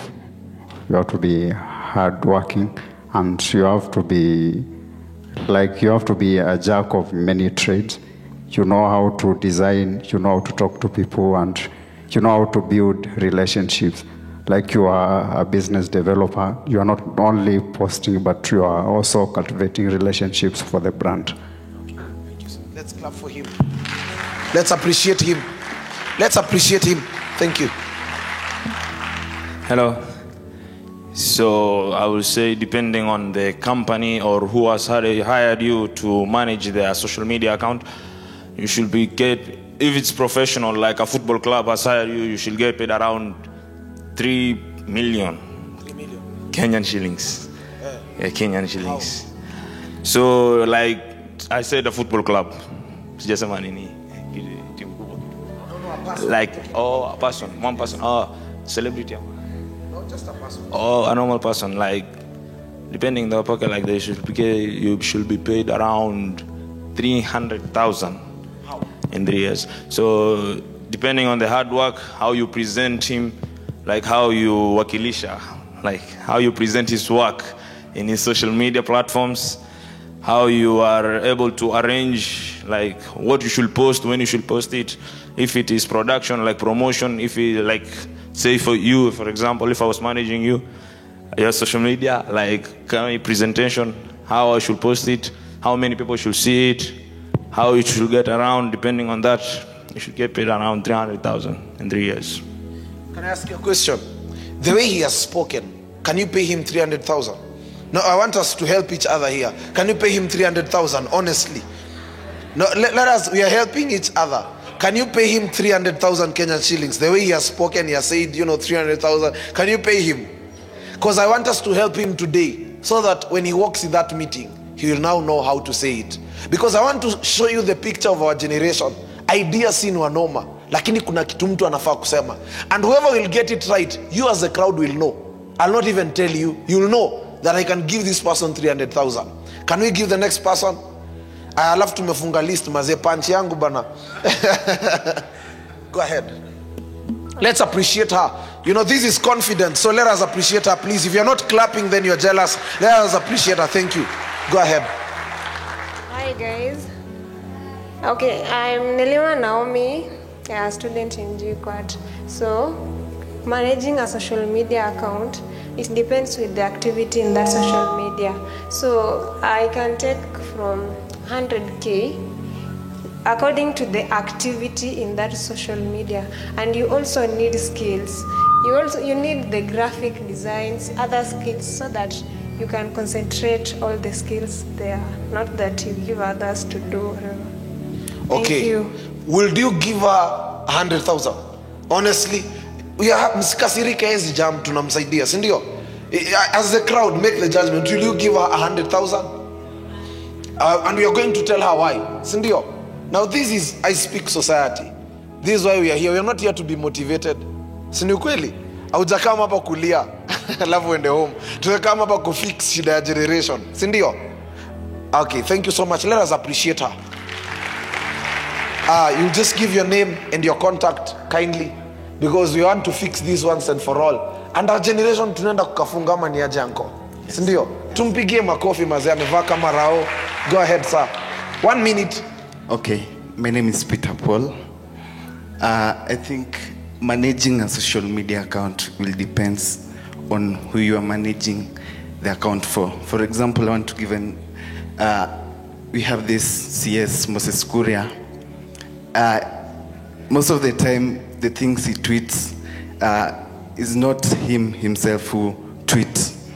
So when you're managing account for social media account for that person, it depends with the content you're going to be tweeting there, so that this person is going to be an agreement. But I think for a normal person in Kenya, it's around 10,000 Kenyan shilling. That's at the minimum level, but it depends with the agreement and the person you are tweeting or managing the social media account for. Okay, you'll give him 10,000? Sindio, unasikia watu wamesema haraka haraka. Can you give him 100,000? But 10,000, teke maze kama amezidi, sindio? Thank you so much. Let us appreciate him. Let us appreciate him. And I'll maybe just ask someone random from the crowd. Why would you give him 10,000 very fast? Any person? He's reasonable. Cheap? Any other person? Yes? Realistic? Okay, go ahead. Hello everyone. I'm Lucy Osenyi from JQuat. I was to say 600,000, but thinking about it, 3 months is a lot of time, so I'd go with 750,000 Kenyan shillings. Why? Because my time and my skill. With time, I'm accounting for the time, the 3-month period, and then the skill, the resources I've used to build the skill, the time, the money, the everything. I'll account for all that in the 750,000 Kenyan shillings. Yeah. Thank you so much. Let us appreciate her. Would you give her 750,000? Still not yet? Okay, we are going to know why. Go ahead, sir. Good afternoon, everyone. So my name is Steve Misango from Catholic University. So for me, I think, first of all, content on what you post on that Instagram account. And I'll use an example. If someone gives you an account and he or she has 2K followers, and you're managing that account and you reduce the number of followers, then you don't expect to be paid the agreed amount that you guys agreed on. Another thing is also bundles, because you managing that account, you need bundles like to manage account. So the person paying you also should check on the content, the number of followers you brought he or she, and also the bundles you use. So I think around 100K. Thank you so much. Okay, thank you. Let us appreciate him. Thank you, sir. That was a great presentation. Thank you. Daphne, you can have this. Okay. Now, how are we given that 500,000? I want to explain. We were not given, now you cannot ask for 500,000 when you have a problem of bundles. Do you know that? First, that's where you begin from. You cannot have a conversation about bundles where 500,000 is being mentioned. Number two, you cannot have a problem to do with your laptop where 500,000 is being mentioned. By the time you're attracting that 500,000, that means you have the capacity of at least half that 500,000. Because the truth is that number one, that person will not pay you immediately. One day Pastor T was telling me, the reason government does business with billionaires is because a billionaire can invest 6 billion in the government and still sleep at peace and be paid after 10 years. And they'll still be okay. Ukipeana 10K, utazusha. Tenda kwa Twitter. And so, what happens, before you ask even for that, there is a capacity that first must be built. So what happened, this lady told us now, Benihin, I want you guys to manage my social media page, send a quotation. The first thing, I'm not the one who sent the quotation. The quotation was sent by the office. Of course, I'm the one who sent it, but I wrote another name in the email. Betty Charlo, not Benihin. So that person already sees a structure. Because you cannot be asking for 500,000 and you don't even have salary to pay a personal assistant. So that's where it begins from. Number two, we asked for a virtual meeting before talking about anything. Number three, we told her, in fact, we are willing to do for you business for free for the next 2 weeks. We don't even want. Now, because you're not trying to show that you have hunger for money, the conversation is different. When you are talking about needs, it will be about nipe pesa. When you're talking about partnership, it will be about long-term projection. When you're talking about the vision, it will be about building a relationship. So, no one talked about money. We told her we are willing to do for 2 weeks graphics for free. And then she said, okay, let me see. We did some graphics that weekend. She said, this looks so nice. Again, the third, whatever, we did for her something called a post social media report that was about 16 pages telling her, this is how your brand looks like, for free. No one is talking about money. What are we trying to do? We are trying to woo her, bring her closer. And we are trying to show her, by the way, we are not hungry. We are well fed. We are not desperate. We are sons of Africa. And when she saw that social media report, it had all the statistics, all the data from Facebook. And then down there, we told her, this is how your brand can look like. This is where you are now. We gave her the figures. Then we told her, this is how it can look like. For any person who has ever paid me any amount of money here, for any reason, you know that when I'm talking to you on call, I speak so fast. I don't give you a chance to think. So what I do, I be like, hello, how are you? Mazee uko fiti? Man, nimekuhata bana, uko aje? Mazee nimeona picha zako bana, unakaa fiti. Au sikii bana, tunaweza kubook photography session nyingine hatari. Kwanza usikii hivi ndo brand yako inaweza kaa. I don't talk about now, I talk about the future. Because there's a hormone called dopamine, where when you paint the picture of the future, people get excited. That is why when you're writing a love letter, you don't talk about the present. You tell a girl, I can change your life. Na sasa umekaa kwa bedsitter. Ambia, it can change your life. I can take you where your father has never taken you. Na sayo mazee ujaenda mahali popote hadi ujaenda Mombasa, but you are giving her dopamine. So the language does not begin from here. It begins from capacity. And then you go to the next, communication. Now, can you imagine selling an idea worth $500,000 and you're speaking broken English? How will you manage my social media page? If yourself you cannot manage your own grammar, how will I trust you? That is why it is important to read newspapers. And these ladies in America, I had to start reading the Washington Post to know what is happening in America. What are the current issues? What are the debates in America about LGBTQ? She's a pastor. She has to tackle the current affairs. I had to start studying on Twitter. Let me ask you a question. Is there any young person in this room who has ever bought a newspaper last month? That you just went and bought newspapers, at least you know 3 newspaper or 4 newspaper headlines. Stand up and tell me any 4 newspaper headlines last month. 4 newspaper headlines. How it began. Simple as that. So utakam ku realize today if you start with the president, then the president asks you a question. Now tell me how we can change Kenya. You don't have any numbers, you don't have any statistics, you don't know any problem affecting Kenya. Nasema tu vijana mazee wanavuta nguai tunafaa tuwasaidie. You are very general. You are very general. Can you imagine?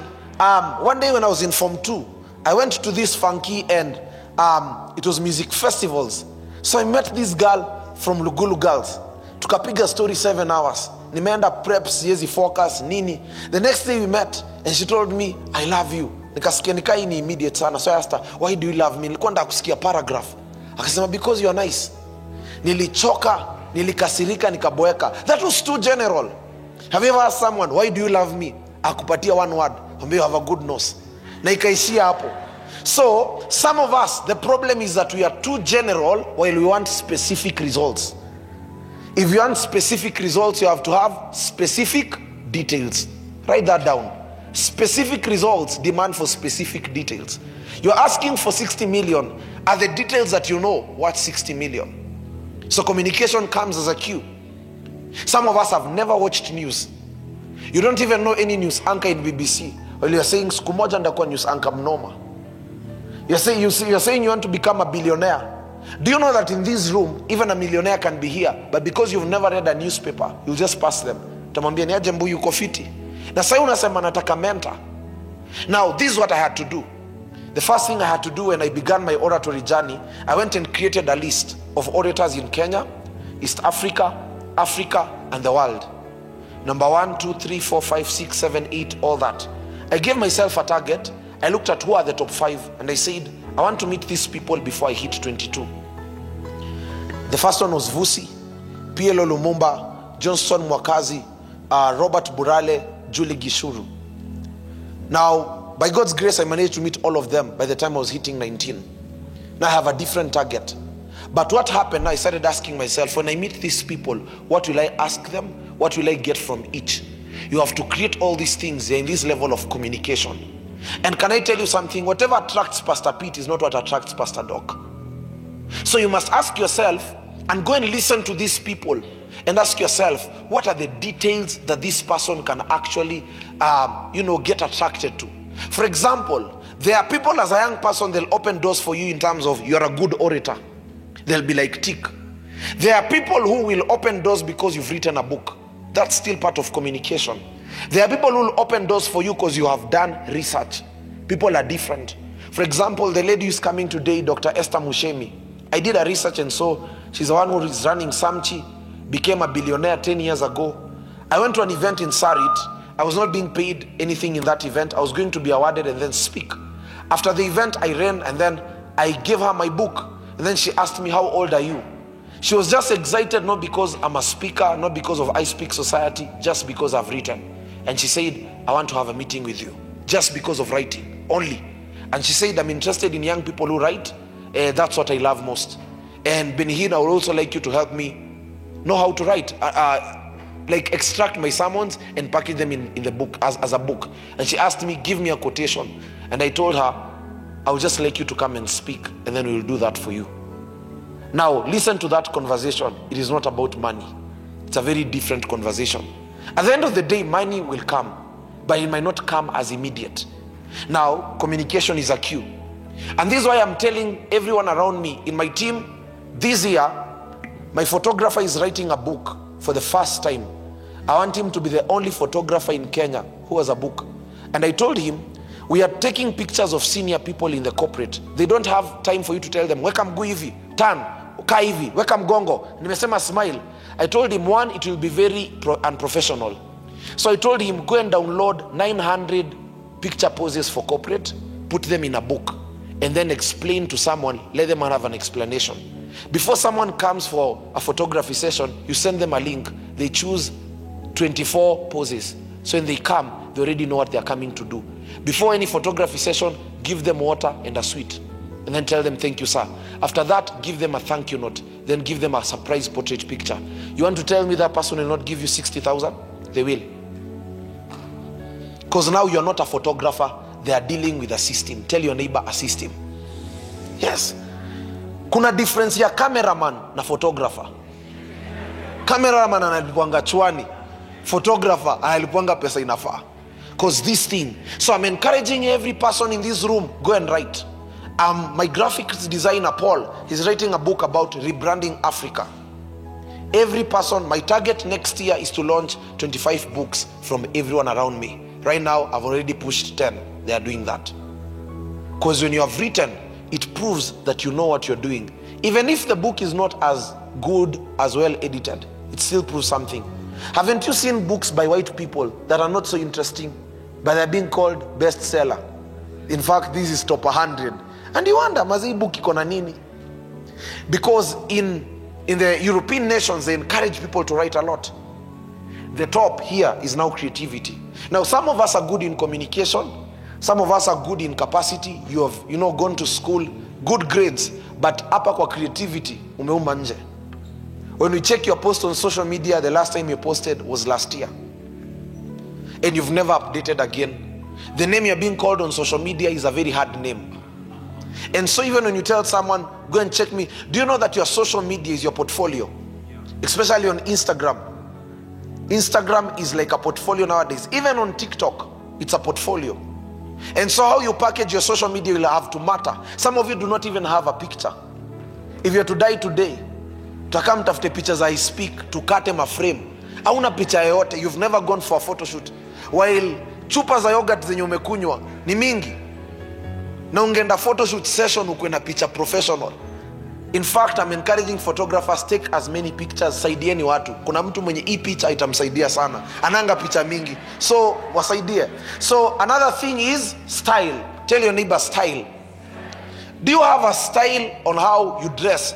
Now, as a speaker, I figured out my style this year. And my style is not wearing suits or kaftan. This will be my style. I'll be wearing these shirts with white collar and a tie. These are communication to a generation that this tie is for the generation of my father. They'll just see me professional. Then this breaking is now my generation. And then I'll be doing my Oxford. Very simple. So that watu wasishtuke, and then I'm still looking presentable and smart. You need to have a style. Na style haimanishi uko na pesa. Don't get me wrong. My sister, she's called Faith. She goes to town to get palazzo pants za Tuso. Na nauzianga watu 1,000. Na huwa anang'ara kwa hapa sasa sitamuintroduce juu sasa ndakuwa nimemsakata. But akitokeanga mahali utaona ameng'ara. And so many of my friends wasemanga, Faith atupeleke town tununue nguo. More than 20 people ask her, Faith, suendo tubaie nguo. So I discovered style is not about money. It's about taste. Now, some of you are not born with taste. And let's agree, it's not your fault. Sindio kweli? And even you know. Now what do? Go and research. Sindio? Or have a friend who has taste. Because someone said before they hear you, they'll first see you. So image is very, very key. And that's why we say, when you're in campus, invest in your image. History ya kupeleka madem date za thao sahi, wacha maze focus, wacha kununua viazi. Sukuma agenda fiti, invest in your image. Kaweni boy, buy polo. A polo shirt gives an image of a responsible gentleman who has figured out his vision. So kiva polo, that's why watu golf wanavanga polo. So invest kwa polo, si lazima hadi uvae suti. Because even when you meet a rich person or a person who is in leadership and you are having a polo, it's still a decent way of dressing. So si lazima uvae suti. I have 10 minutes. The other thing is presentation. Presentation is also key. How do you present your ideas and how do you present yourself? Do you know that you are a package? Turn to that neighbor and say, how are you packaged? You are a package. Now, how does that package look like? Because you as a package, there is a way in which you need to be packaged. And you knowing that you are a package helps you a lot to figure out how to package yourself. And so it is now important for you to see yourself as a package and always present yourself as such. Now, we don't present ourselves as such because we are rich. When I began the journey again in speaking, I could go in events na nimetembea mguu kuna vumbi. So nilikuwa tembea na bag, iko na cafe towel ka kuclean kiatu. And then I was telling Levi, sometimes sikuwa na fare ya kufika TRM. Na home kwetu hadi TRM kuna kamlima. So what I used to do, nilikuwa navaa t-shirt na kimbia kwa hiyo mlima, nimebeba shati na trouser kwa bag, na tai na kiatu. Ndafika hiyo meeting 1 hour before you, niende washroom, nichukue roll-on, ni make sure nimetoa sweat yote, alafu nivae shati na tai nijipige cologne, na unanipata kwa meeting nimekungojea. Unaniuliza what have you been up to? Nakwambia I've just had 6 meetings in the morning, the day was so good. Na sawa nimetoka home sikuwa na fare. Because it is about presenting yourself. And never look like your idol. And one of the ways to look like your idol is texting people too much or sometimes calling people too much. You can always avoid that. Let's go to the next slide. I don't know if it's sensing. Thank you. These are factors that control disruption. I'll just do part 1, then in the evening I'll have some few minutes to finish on part 2. Number 1 is time, sight, rare knowledge, energy, and positioning. Time, let us go to time. Time is when are you doing it? There is an advantage of beginning early. And this is why people begin early. And also at the same time, this is why people don't begin early. I want to give you 2 of these reasons. The reason why people never begin early is what Pastor Doc said. Capital. Reason number 2, fear. Reason number 3, doubt. Now, according to Forbes, they said any person who has risen in the top 100 in terms of becoming a billionaire, they began business at the age of 16. Because they had 10 years of making mistakes, then 10 years of mastery, then they are now producing results. But now the problem is that we've been sold this mentality that, when you are in your 20s, you just, be a normal young person, do the things that other people are doing, eat, sleep, naishi hapo hivyo. So unapata wasee waja push to certain levels. Unaweza pata hadi brain yako inajua that you're not supposed to enter here. And so this is one of the things why people never begin early. When do you start is very key. And the earlier you start, the more you're able to create room. For example, can I tell you the truth? There are industries that have not been tapped in our generation. For example, umeifikiria utengeneze pads na matawi ya ndizi? No one has ever thought about that. The ideas that just need you to take time. 6 hours, sit alone and pray. People train each other. But for me, I wanted personalized training. So this lady reaches out and says, I am in Belgium. I'm in Belgium. I want you to train me in public speaking. Send me a quotation. So I go and talk and tell Betty, we have this lady. She said we send a quotation. So I asked Betty, how much do you think you can charge? Then Betty says, how long does she want? I say, she has told me she has an interview in 2 weeks and she wants to speak like me. She says she wants to speak like you. So I said, now we'll put her on 48 hours of training for 2 weeks. So you say, okay, 48 hours. So what's the criteria? So you say, this week we'll train her for 24 hours for 3 days. So I'll be training her for 8 hours. 4 hours in the morning, then 4 hours in the evening. So day 1, I woke up at 3 a.m. because the time zones are different. Nikapiga training ya 4 hours. Nilifika kwa third hour, nimechoka akili. Lakini naendelea tu kuongea. Namwambia, are you understanding? Are you getting? If you are getting, say wow. Anasema wow. Nasema wow. Okay, let's go on. Nikafika 4th hour, nimechoka. I slept the whole day. I missed classes. Usiku tena ikafika sasa. Akatext akisema, I am ready for class. Tukaingia class ingine tena ya 4 hours. Betty ndiye alikuwa moderator. Betty ashalala by the time imefika kwa 3rd hour. Nauliza, moderator, are you there? Let me talk to the moderator, then I come. Pia mimi nenda nalala dakika 10 narudi. Na kunywa maji, kichwa ni moto. Now, the training never took place for more than 3 days. By the time we were getting to the 3rd day, I was very sick. I was like, wacha hata nikurudishie pesa. Because we had charged her 15,000. for 48 hours. And she had paid the first installment of 5K. Niko like, wacha tukurudishie pesa basi pole. Sisi bana tuko tunajua nini tunafanya. And so this lady said, you guys are robbers. I will call your spiritual father, Pastor T, and I'll talk to Benjamin Zulu. I'll talk to your mentors. You have robbed from me. And so she reached out to Benjamin Zulu. And then she told Benjamin Zulu, there is this young man I saw in your show. I reached out to him. He has scorned me. Benjamin Zulu said, how much? He said, I had paid him. I was to pay him 15,000. I paid him 5,000 for training. He has trained me for 3 days. He was supposed to finish this second week. Benjamin Zulu said, 8 hours per day. You have robbed from that young man. Benjamin called me and said, don't return that money. Usijaribu kurudisha your pesa. And Benjamin told me, never try this game of training people again for 4 hours. You'll die. So he now taught me and told me, you only do a session for 40 minutes. This is how you package it. So I was able to learn because of time. Can I tell you, today I'm being paid 30,000 to train you for 40 minutes. 2 years, I think 1 year later, 1.5 years later, because of time. Now, if I never began early, it could have been a problem. Let's go to the next slide. I hope you're learning something. Time, begin early. Sight. What have you seen? What have you seen? I want to encourage all of us to take time on social media to go and see. What am I trying to say? Go and study your scope so well.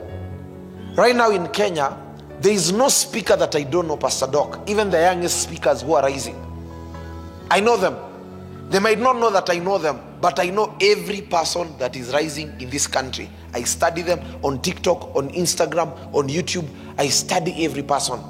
And what I do, I normally look for weaknesses. What are the mistakes of these people? What are they not doing? And when I study the mistakes of people, I create a template and tell myself, these are the things I'll avoid.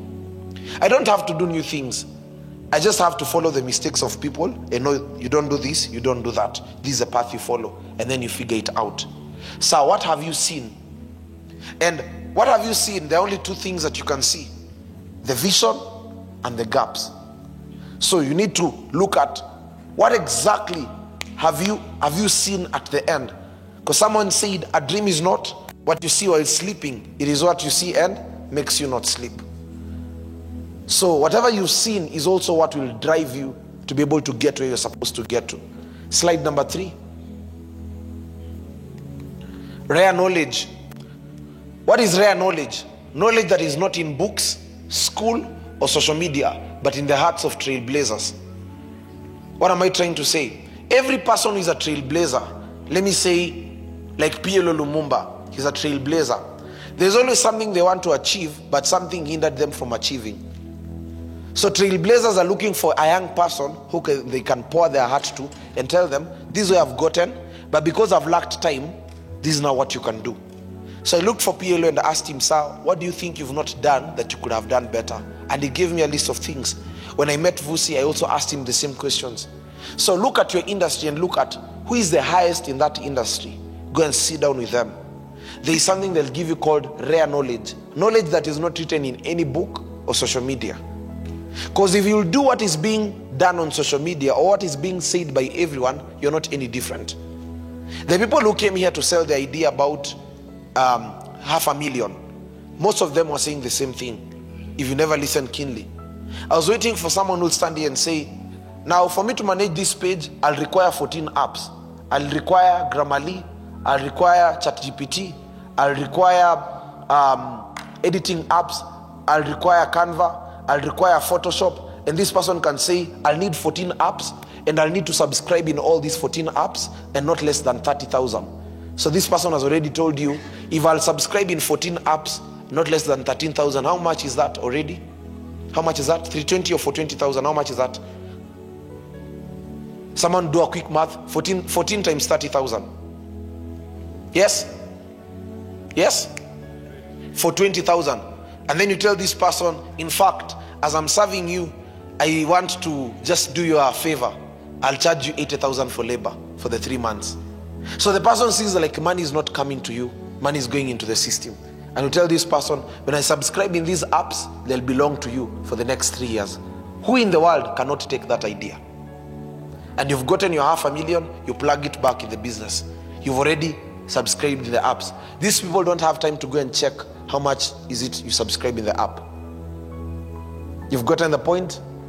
That is how people sell. So it is beyond selling your agenda. It is you looking and studying the system and getting rare knowledge. Point number 4, as I conclude, Pastor Pete is next. Energy. Ions you give your environment, you charge your surrounding. What is the energy that you have as a person? Do you know that there are people who are paid because of their energy?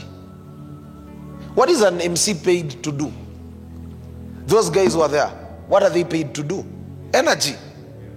We are paying them to just come and say, rukeni wazee, cheka, angalia jirani, jirani anakaaje, angalia venye amekasirika, hebu mwambie inue mkono, kwani ananuka jasho, unacheka, unabambika, alafu hiyo siku imeisha, and they go and say, give me 60,000. I manage the program. Ions. And so it is important to always carry that energy. And you know that energy can be felt. You can never fake energy. And so if you're here and you're a leader, you're a young person, what is the energy that you carry? And energy can always be felt by so many things, and one of them is external confidence. How you walk in a room, long footsteps. Long footsteps, your head should always be straight, your shoulders should be bold. At the same time, when you stand before people, you take your time, you need to look very composed, balance up your colors, your energy can still be felt. If it is a presentation you're coming to present, take your time. Start with the statistic, start with the foundation. When you check the presentation of Pastor Doc, he has not finished. He has done a research from 1900. So when he's coming in the room, you have 3 minutes. We are going for a competition at MasterCard. We are going to pitch something this year. And we are only being given 2 minutes to speak. And so every young person was coming, kitu one ilikuwa inasakata watu, mtu anakam, anaanza kusifu president wa MasterCard. Thank you so much MasterCard, you've really helped us. In Kenya you're really passing through problems. Wow, aki asanteni maze, I don't know what to do, mtu analia kwanza. By the time 1 minute 40 seconds imefika, now nataka kuanzisha presentation. Always know what to do in the right moment. There are moments that are not for crying. Imagine if I came here and they said, this was so hard. Jesus. And then I cry for 20 minutes, Pastor Pete comes and says, Benhin, it is okay, it is okay. Then I present for 10 minutes. You never came here to see me crying. True or not true? Now, you must always know what to do in the right moment. You've met someone who is an investor. You don't start getting excited. Wow, akini wewe. That is not the time for excitement. Learn to tame your excitement and give the right energy. Be like, wow, thank you, sir. It is such a pleasure meeting you. We honor you. In fact, I saw what you were saying last week. And whatever you're giving is energy. You don't just come in, start crying, laughing, and doing all that. And at the same time, also you need to balance energy. And this is content that I picked this week. So, we went with Waweru to see Rev Julian this week. And I'm happy Pastor Pete is here. And Waweru had said, leo tunakutana na Rev Julian. So we went there, Rev Julian had finished preaching. And we had been told you will see him after the service, just relax. Waweru had too much energy. When Rev Julian finished preaching, he went and held his hand and said, so, Rev Julian, we have come with Walubengo, we want to talk to you. And the protocol team wondered, is there any danger? So they pushed us and they said, guys, today you've destroyed the day, you'll see him next week, but Pastor Pete will come to represent Rev Julian. And Pastor Pete is here. Let us clap for Waweru. So he had the right energy, but the energy was excess. And so the moment just went like that. So there is how you need to balance your energy. And Waweru, it's good now you're a case study. God is helping you. So don't feel any. It is good because you've learned. There's also another time I had gone to another event. I wanted to meet an ambassador. And I just ran quickly. The bodyguards wanted to pull out the pistols. I said, I'm sorry. Nilikuwa naenda washroom. And I went to the washroom. So you also need to know when to balance your energy. You can't meet someone in this event. You've met Pastor Doc and you're like, wow, your presentation was so good. In fact, give me your number. I need to take your number. I'll call you tomorrow.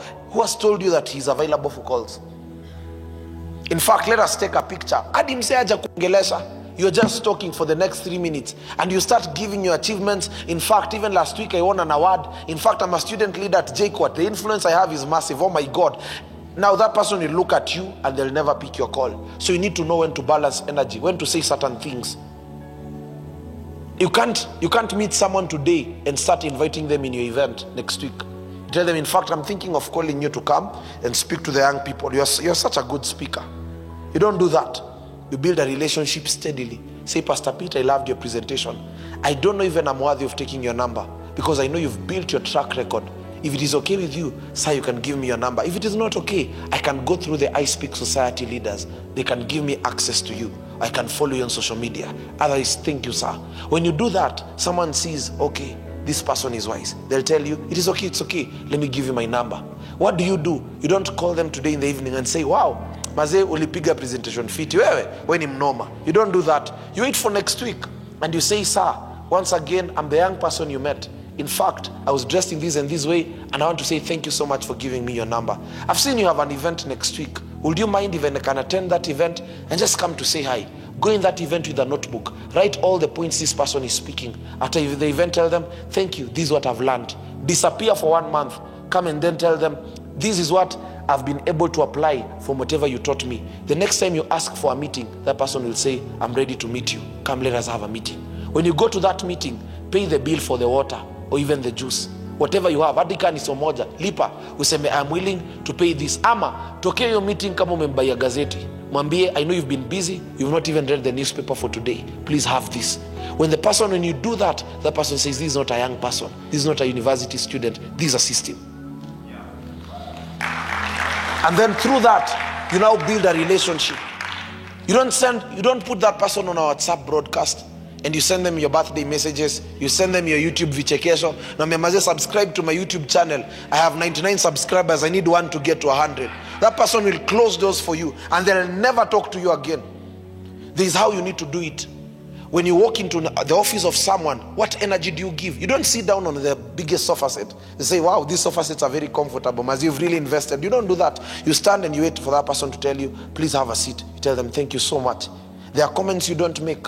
Like, wow, socks yako inakaa fiti. You see, it seems extreme. So the energy you give needs to be right. Not excess, at the same time, not low. When you are sitting with someone in the car, this is a very senior person, mtu amekupea lift, au ushukishi dirisha na uneka mkono samosa nje. Unamedi, unatulia, and you just relax. You engage in a conversation that is light. Not a conversation that is too heavy. So where is your daughter? Where is your son? Wow, aha, great. You don't do that. You relax. You can talk about very general things. What do you think about Kenya? What do you think about the taxation? So kama ujui story ya tax, utashiba.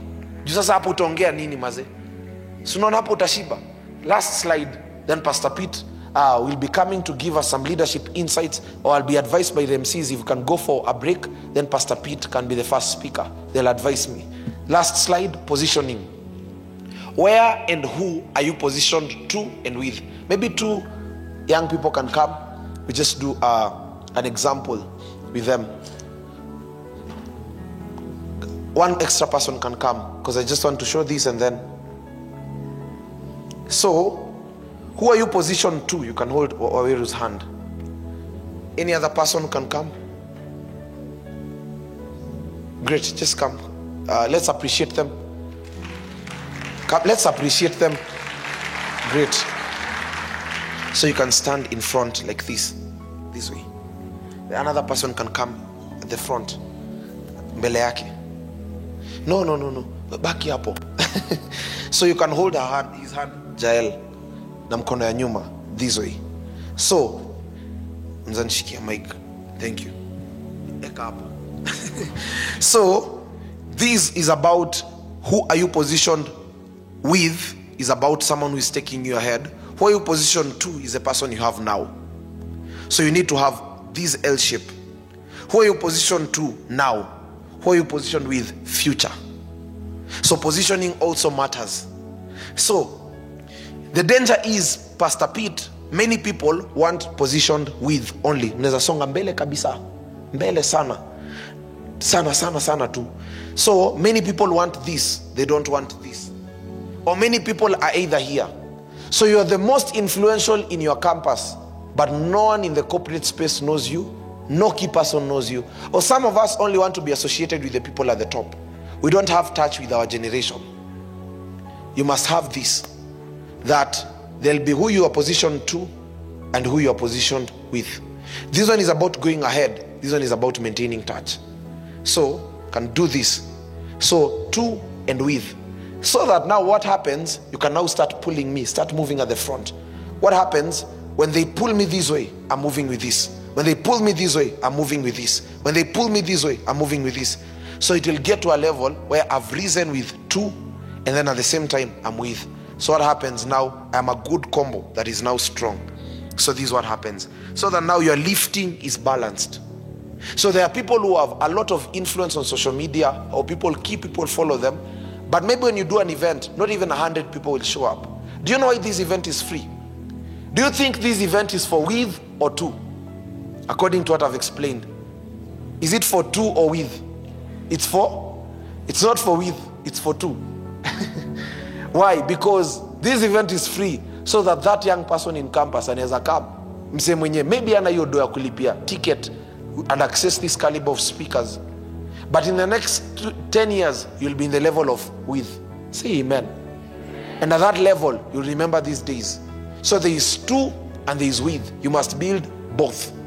Look for a balance so that you can build both. That was my presentation. I believe that it has helped you in one way or the other. And in the second session, in the evening, we shall be looking at where does God come in creativity. And so Pastor Pete will be coming to teach us on structural leadership. He's one of the key people who has been helping Rev Julian even to run Rema Feast. And these people have deep insights. Hadi Pastor Doc ni vile hajakuwa na time fiti. Kuna kitu alifanyia watu wa TOT kwa session virtual. Walikuwa nasikia na kuja wanasema we sawa. So thank you so much. Stay, because other speakers are also coming. We'll be having Pastor Pete, Dr. Ekra Ndungu, Dr. Esther Mushemi. Dr. Esther Mushemi began business at the age of 19. She's one of the few women billionaires in Kenya. So I believe they have something to pour. And then as they finish their conversations, they'll be praying for us and releasing what they carry. And apart from that, our TOT guys will also be graduating. So baki nyuma mazee, I think kuna food vendors around, unaweza ishia lunch for the next few minutes, urudi mbio mbio. In event itatujenga. So you create time, come to build capacity. Ka uko na mori wako mahali, unaweza mshtua mwambia come, si ndio? So that to build capacity wote. Ni siku moja tu lakini itakujenga. Poleni mazee tu kwa na food, one food haiko allowed Nairobi Cinema. Number 2, budget yetu haikuwa fiti, lakini tukasema tuifanye. Simtupigie makofi. Budget hazikuwa fiti mazee, lakini tukasema let's do what we can. Lakini kuna maji ni food. So mnaweza chukua maji iko hapo nje. We have enough water. Mnaweza kunywa maji alafu kimbie kwa event, muendelee kubuild capacity. Msijam, si maji ni food. Si water is life. Na food yote iko na maji, si ndio? So water is food. So msijam maze, because water is food and water is life. Ama ni ajambia neighbor, water is life. Maze msijam. So we shall see in the second session in the afternoon for a great time of impact. But in the meantime, let's gather our energies, invite as many people, and I'm set for a great session. Otherwise, thank you so much for creating time to come. It was such a pleasure speaking to you. Okay. So, check 1, 2. Okay. Wasn't that amazing? Please give him another round of applause. Guys, we have a whole day and it's going to be absolutely heavy. So can we hold on for another 30 minutes? Do we have capacity for that? Can we hold on for another 30 minutes before we take our 20-minute break? All right, can we go to a ranch and do some horseback riding at least? Mi nataka tuende kwa ranch, simameni. I need you guys to loosen up before the next speaker comes. Yes, please be upstanding. Please be upstanding. Yes, we want to do something amazing. We were taught. Cindy, let's go. Daffy? Okay. Nice. Ata when your couple do, please be upstanding. You guys are looking good from up there. Yeah. Amazing. Okay. Yes. So I'm otherwise advised, but we'll still do the horseback riding. Now, these are the instructions that go. So I want you to imagine that you are going on a ranch, or you're in a ranch, so Ujenda Uhuru Park Peke, and you are about to take a ride on a horse. So this is what we're going to do. It's just going to energize you just a bit. Immediately, yes. I say, ride the horse. Yes, I want you to tap your thigh. Tap your thigh quickly, as though you're riding the horse so fast. Right. I may give you an instruction to turn to the right corner. Right corner. All right, left corner. Nice. This is what you do. As you're riding so fast, you're about to hit an obstacle, so I need you to jump. Okay. All right, and as you go, you might go underwater, so I need you to go in. Yes. All right, can we try it? Can Yes. we do a trisex? Horseback riding. Let's go, Come let's on. go, let's go, let's go. Everyone, Let's go, everyone, let's go, everyone. let's go. It's fast, it's going. Right corner. Right corner, right corner. Right corner. Left corner. Oh, it's a right. It's a left. Obstacle. Underwater. All right, celebrate yourself. Wow. Okay, so Amazing. the president otherwise advises me Yes. that we should go for a 20-minute break Yes, and then we can please. get into the next session. Sure, is that okay with everybody? Yes. Are we ready for that? Please high five your neighbor on the left. High five your neighbor on the right. Yes. Tell your neighbor, I want to sit next to you in the next session. I want to see you in the next session. Tell your other neighbor. Yes. Come on, talk to your neighbor. Have a conversation with them. Now, maybe before they go, please, again, it's only 20 minutes, tafadhali, so that we can have a good time in the next session, okay? Absolutely. So what we need you guys to do is, at least, as you go out there, get to interact, get something quickly if you have to. If you have to remain, it's totally fine. We'll be coming back at exactly 14:20 for the next session. So tafadhali, let's enjoy and see you guys in the next session. Thank you so much. 20 minutes, guys. I love Thank you. In the meantime, media, you can be playing something smooth. Thank you. See you guys at 2:20. Thank you. Our